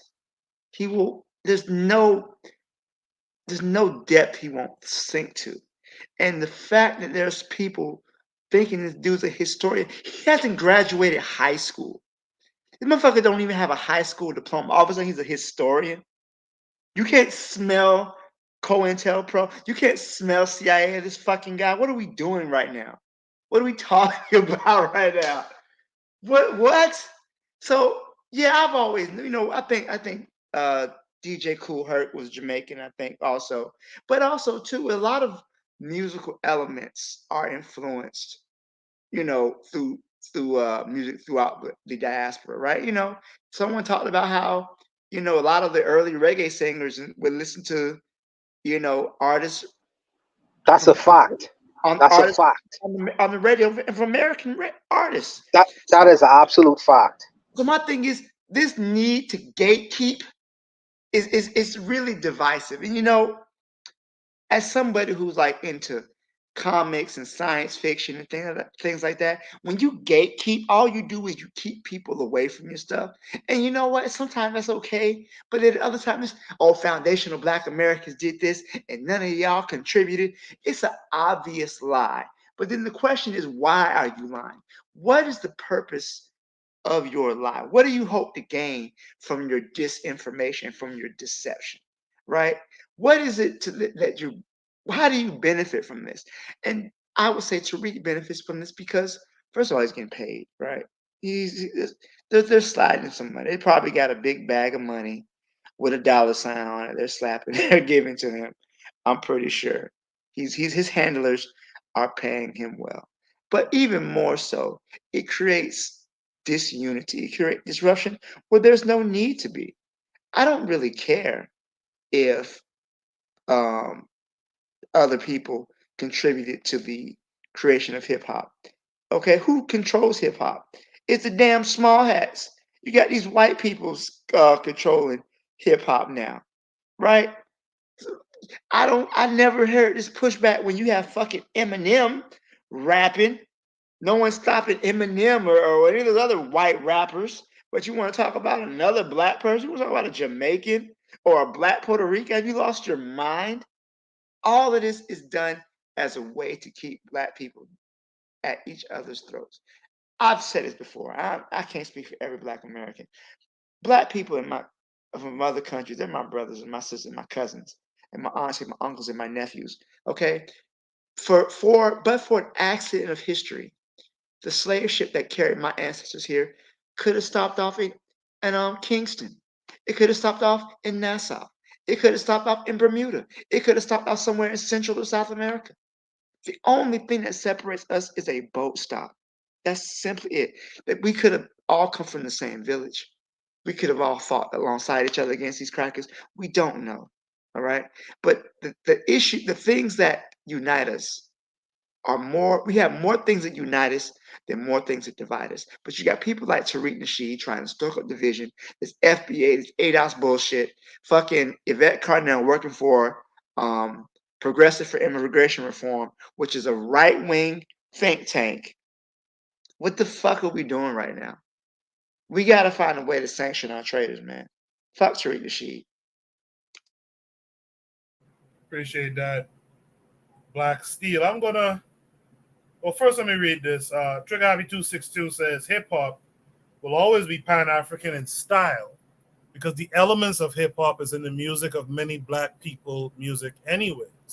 And lastly, he said gatekeeping from other black people will never work. But I want to mix it up a little bit. I'm going to ask Buana to speak next. Buana, what are your thoughts on this?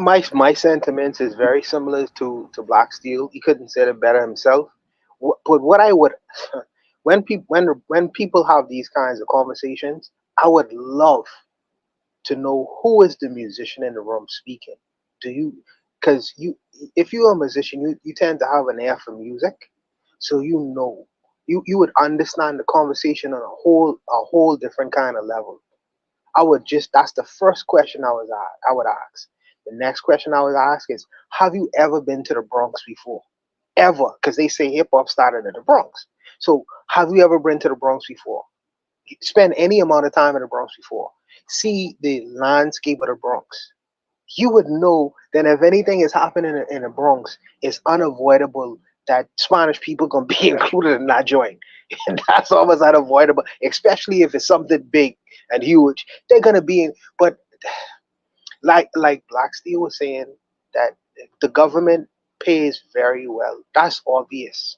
The government funds your campaigns on these internet sites and things of that nature. Because I can't go a day, if I'm looking up something for myself, without seeing some reference to Tariq Nasheed. Now I don't put in the dial thing Tariq Nasheed in any way, but he always happened to show up his face for some particular reason. Even if I'm looking up different Pan African sites, usually the algorithm going put some detail about him speaking on something, him debating. So I'm like, why is that? Why is that? Why does his name and face keep popping up? I'm like, man, these guys are they're already long paid for a bot farm for Tariq Nasheed to consistently be in the faces of black people because they are pushing him. They're pushing him. They're pushing Yvette Carnell. They're pushing all these people because they want to benefit off of the chaos. It benefits certain people in power and place to ensure that we are separated and divided and at odds with one another and at each other's throats. Who does that benefit the most? No one asks that question. And I understand we live in an age of feel good history and feel good information, despite the fact that it might not be truthful. Truth was the first thing that went out of the window. People just want to feel good, even if it's built on a house of lies. They just want to feel good. So, despite the fact that you could give them evidence on top of evidence and show them and all that, there's this thing a brother said to me before. It's called calcified ignorance. They hold to their lies hard and fast because they want to feel good. And the people behind Tariq Nasheed pushing him, they want to benefit from the chaos. The unification of black people around the world is no bueno for them. And this medium brings us together, or it could completely rip us apart. And just look at the tropes that some of these anti-African sites like FBA uses. Hairline, you check in the hairline, you are making fun of African accent in English. All these are white supremacist tropes that these people are using, to create division among us. And it's so insidious. And what breaks my heart is some black people see people like Black Steel is he represents a small minority because he is an intellectual man and he is thinking on his by himself. He don't need somebody to think for him or to be guided. He could think for himself and he sees the corn. But unfortunately, the brothers like him is in the minority because what Tariq uses, he uses humor He uses stroking the ego of people who have suffered from low self-esteem. He uses many different kinds of tactics. So it's very difficult to see through his mists and his lies. It's very difficult for some people. And that's the unfortunate thing. But I believe that we're going to eventually get it together with sites like these, even though the algorithms don't push our sites. Sites like these is giving good information.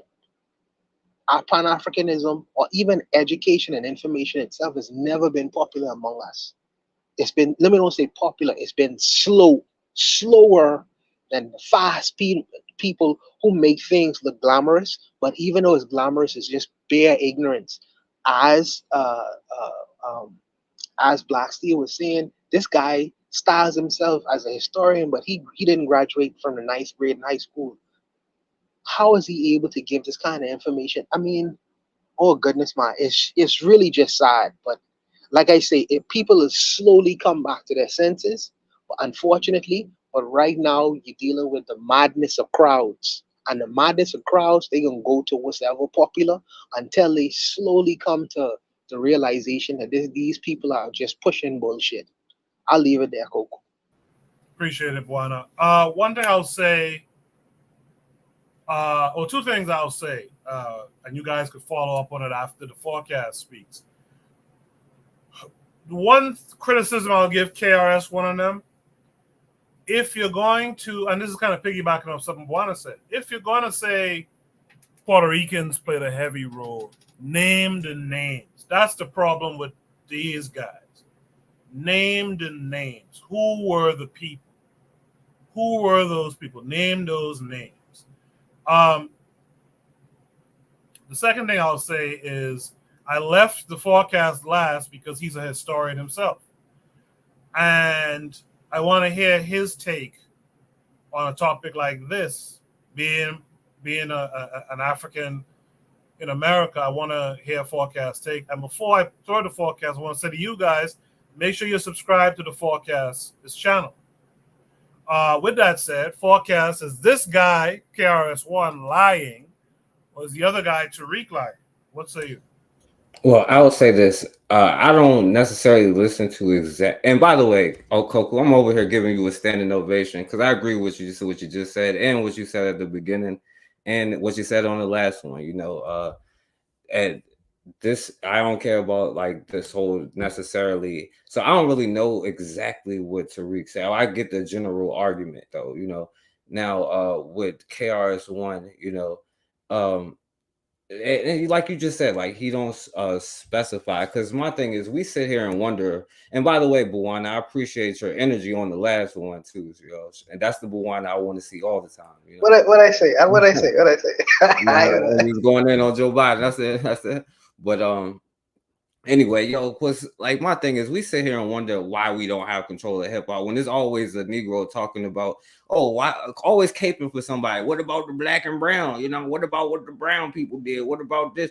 Always black people caping for somebody, you know what I'm saying? And it doesn't make sense to me why we continue to this day have that type of energy, knowing damn well like no other group is going to do the same, you know what I'm saying? Because you say ask Tiger when he make a talk about I Carumba. They can say the N-word and all that, but you can't say I Carumba. But we'll sit there and defend them all day. But even with the conversation of hip hop, I was on this thing with Black Megas and his elder brother who know way more about music, just the history of music, you know, how, because that's what they leave out the whole conversation. People act like hip hop is just made in a vacuum. One day, oh, it was just hip hop. Like the music evolves and it grows, like how it went from like gospel to R&B to like more up tempo to different things. And yeah, everybody is inspired by like everybody else. Like you have people listening to like American stuff here and American stuff there, but people leave that whole conversation out. And they also leave out the whole part of when hip hop wasn't cool and people wasn't up on it, when they was like, yo, you're thugs and you know what I'm saying, people get locked up and they would throw it on black people in America, because I like how you pointed that out too, because I don't say no African American, Black American, because we ain't no American nonetheless, you know what I'm saying? So it doesn't really matter. But you leave that whole part of the conversation out, how the negative traits and all of that stuff gets put on to black people, you know what I'm saying, of when hip hop was in that thing. But when it became a mogul thing and is a worldwide thing that everybody's on now everybody has revisionist history, and like just like the people was back then fighting with us, I don't remember, but now all of a sudden everybody was fighting with us, you know what I'm saying? And it's only because we sit there and cape for everybody else all the time, you know what I'm saying? And we allow other people into your culture and then wonder how they take reins of said culture, right? And then they'll get on the radio talking about, oh, this is a minority station holding control. But guess who the minority is? It ain't you. You know what I'm saying? And those is the ones not only pushing the artists, you know, because there is a lot of good hip hop, but I don't listen to the radio in like the last like 7-8 years, really since like the lean with it, rock with it phase, you know what I'm saying? I stopped listening to it, you know, but that's a reason why they put that kind of stuff on there instead of like the real hip hop, because it's not even just like who is like is a part of controlling the business, you know what I'm saying? Like I remember back when like everybody was hyping Master P up because he was owning and controlling and changing the game when he was controlling his own master, and people got wind of how to use the masters, you know what I'm saying? Or even with Michael Jackson and how he started learning how to use the masters, you know, they leave that whole part of the thing out to like, oh, well, who made hip hop? You know what I'm saying? But that's like not even a coherent, because it didn't just like, oh, this was it. I understand they were like, yo, the first hip hop record, which people actually say, and I believe MG2 said the actual first hip. I just forgot what he said, but he knows the actual first one from like a long, long time ago before any of the other ones and not the ones that they talk about either, but it was another one. So like that whole conversation is just crazy to me. So, but I also see why we do it, because we can be easily divided amongst ourselves, but find a way to put our capes on for everybody else other than our damn selves, because we will let ourselves be infiltrated that easily. But I'll pass the mic. Appreciate that forecast. You know, along those lines, I want to ask a quick follow up, and then we're gonna do our shout outs to end the show. They say hip hop is 50 years old. I came to America almost 30 years ago now. Is when I moved here. I don't remember, and I was into hip hop back then. I don't remember this argument of who created hip hop. So my question is, why did it take 50 years for folks, you know, the FBA folks, to now say, well, no, we created hip hop? Why 50 years later? I'm just curious if anyone has any thoughts on that. Anyone could speak up. It's because Black people's unity is a threat to the system of white domination that controls us, right? If Black people from across the diaspora on the continent were to organize and unite, it could threaten the global power structure. And because of that, there have been many attempts to create disunity within our people. Black people's unity has always been a source of strength, and our ability to adapt to oppression, not overcome it, but survive it, has enabled us to last longer than other groups of people. There's people who are now, their culture is extinct because they couldn't withstand what African people have been able to withstand. So I say that to say that all of us, they're bringing this to the forefront because, you know, the cracks are starting to show within the system of white global domination, right? And one thing about it, they want to continue their dominance of the planet no matter what. So it seems like a little thing. Who started hip hop, right? But when you add it up to the people, you got the foundation of Black Americans started hip hop. What other bullshit they're saying? We're not really from Africa. You know, we're Black Americans. We don't have no connection to Africa. What it is, it seems as though there's attempts to drive wedges between ourselves, who are the ancestors of those who were brought from the continent, who got deposited on the North American mainland, from the islands of the Lesser and the Greater Antilles and South and Central America. And, you know, it's just what it is. It's just really just attempts at causing disunity. And that's why I think they're bringing it up now, because it's hip hop's 50th anniversary. 50th anniversary is kind of a big thing, you know? And then, you're talking about over the 50th anniversary of this music. We're talking about the hip hop artists and the culture and the music and the dance. And now you have this divisive element that, well, you're not a part of this. We only did this ourselves. And give us our reparations. And you can't get any reparations. What reparations? Reparations you're not going to get? So that's just my thoughts on it. Can I say I agree with the part, especially like about the 50-year anniversary part, but I'll also add, this isn't like necessarily a new thing, because that's always been the goal. It's just like they always fed us information about Black people in Africa or somewhere else, and then they also fed them misinformation about us. I think hip hop is just the next thing, and then it'll be something else next week. So I think that this is an ongoing thing, because they actually put their stuff together, and they have resources to have think tanks, but and they think about these things, and yeah, it's to maintain global dominance, to keep you divided. It's like that letter they gave in the 60s, like, oh, we must keep separate, or whenever it was, like, we must keep like the Africans and Americans separated, the Black people and Americans separated. So it's an ongoing thing, I think. I want to say that it's a crazy psyop that's going on, because before all this regime nonsense, there was a time where there was cross-continental dialogue and even Caribbean dialogue. My brothers in America was traveling to the continent and exposing the black world to the fact that, hey, this is how really Africa really is. This is how it really is. Because before that, the distance was we really didn't know. So we would rely on a lot of the propaganda and misinformation by who? That outside party, that unseen hand, who was creating these narratives and landscapes. So now, when the Africans in America was actually going to the continent and seeing certain things for themselves, and when Africans was actually going to Americas and having dialogues, and we was really trying to create narrative, that different kind of narrative, there was this unseen hand, that unseen force to say, we can't allow and permit this to happen. Must destroy this. That what's it? Ghana did with the centennial thing, the year of return, all these other things, where there was this push for us to come together globally and have a different kind of dialogue. The powers that be had to get in the middle of that and say, this is not good for our interests. Can't happen. We can't tell them, the Africans on the continent, that we have our interests in Africa, and it's our interest to disrupt you all and make sure that your continent never get itself together.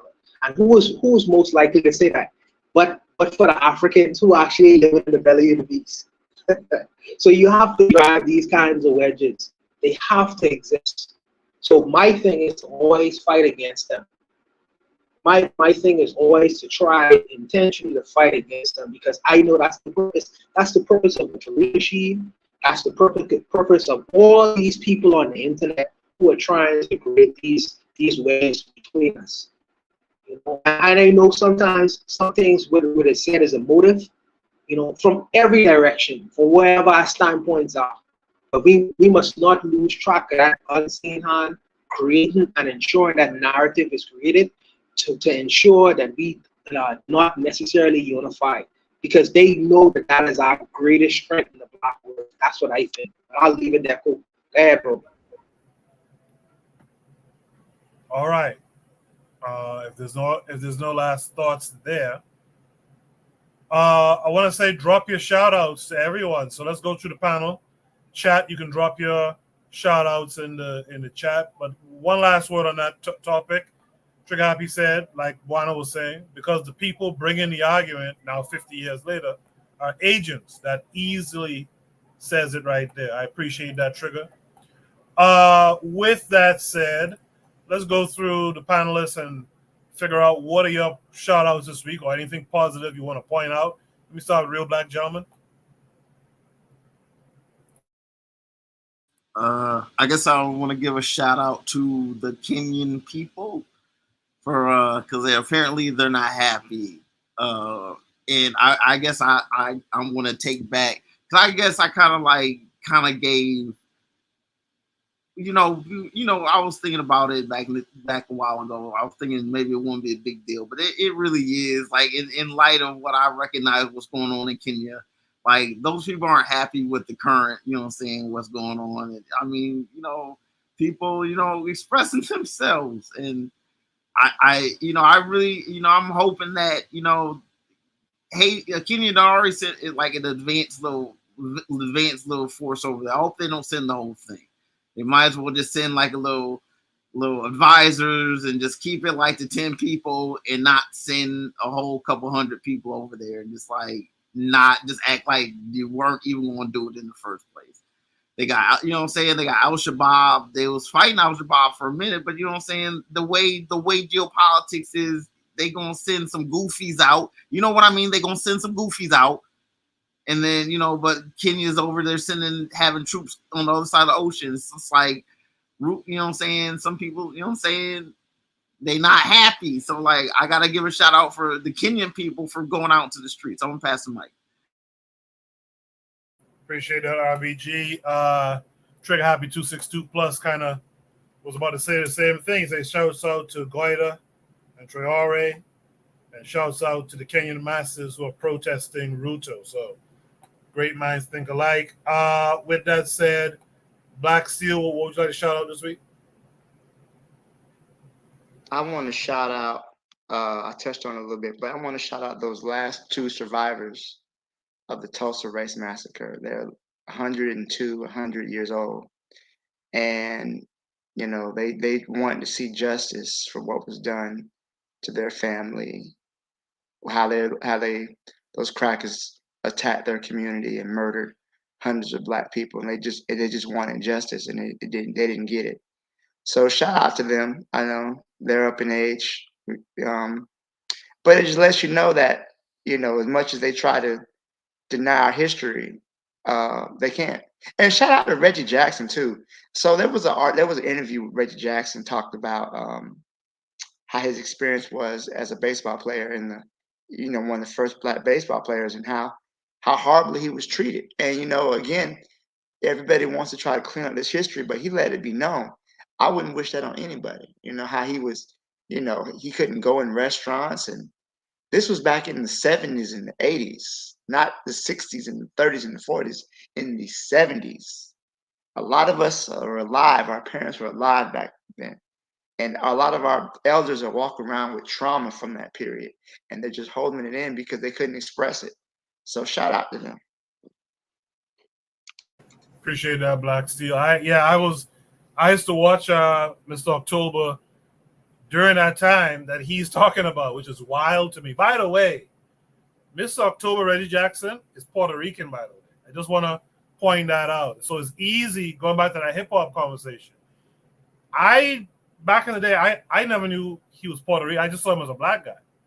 And lo and behold, he's a Puerto Rican guy. So it's possible that there were Puerto Ricans involved in hip-hop who just appeared Black and you never knew. You never realized. With that said, let me hear from the forecast. Forecast, what do you want to shout out this week? All right. Shout out to Reggie Jackson. I'm not Black, I'm Puerto Rican, so shouts out to him. Shouts out to Koku, and definitely shouts out to Koku. And I would say shouts out to RBG, because listening to a lot of stuff that Black people be saying, I would say play that song again, but they gonna get mad, bro. So shouts out to you for playing that. I appreciate that. Forecast. Buana, last but not least, what would you like to shout out this week? No, sure. I didn't know. I did see the Tulsa, Oklahoma people, and I'm glad that Black Steel reminded me of that, because that is a development in the Black American world, and the fact that they didn't get tangible justice. The universe gave them long life. They would have lived longer than all the people who would have done harm against them. So I hope that their life was fruitful and they live happy lives. They live happy life. Long life is a blessing in itself, because not all them devils who probably meant to do them harm wasn't able even to see. They 6 feet deep. So the fact that these sisters are still living, you know, is a blessing in itself. Yes, we do want them to get their tangible rewards for what they would have suffered, but long life. Hopefully they have many, many grandkids. And that in itself is a good blessing too. So shouts out to them sisters. Shout out to my niece. My niece graduated high school. Could you believe such a thing? So shout out to the next generation coming up, you know, doing this thing. You know, hopefully we hold on the fort for them and make sure that they secure themselves in this world and do very good things, you know, to help their families and themselves out in the future. But shout out to my niece. But I'll leave it there. Shout out Buwana niece. Yes, indeed. Shout out to Buana's niece. Shout out to Buana. Shout out to Real Black Gentleman. Hey, let's give a shout out to Willie Mays, yo. Oh yeah, shout out to Willie Mays who transitioned this past week. Thanks for that, RBG. Yeah, I found out he at one point in his career he batted .477. That's like a bat every other at bat. That's phenomenal. So I'm gonna give him a shout out. You know what I'm saying? Rest in the essence to Willie Mays. Real good shout out there, RBG. I'm gonna shout out the Forecast. The Forecast. It's been a while since the Forecast has graced us with his presence on Shoot the Breeze, and he stayed the whole time with us. Shout out to Forecast, and you guys make sure subscribe, click the bell on his channel because he's on usually like twice a week, sometimes 3. Check him out for sure. All right. Anyway, guys, that's this week's show. Oh, I'm supposed to. I told you guys this before. It is happening soon. I'm going to interview Obadeli Camben. So look out for that. I'll post it on the community tab when it's solidified. Shout out to him. Shout out to all of you, man. Much love to everyone. We'll be back next week, hopefully, most likely. You guys be good in the meantime. I'll see you next week. Peace.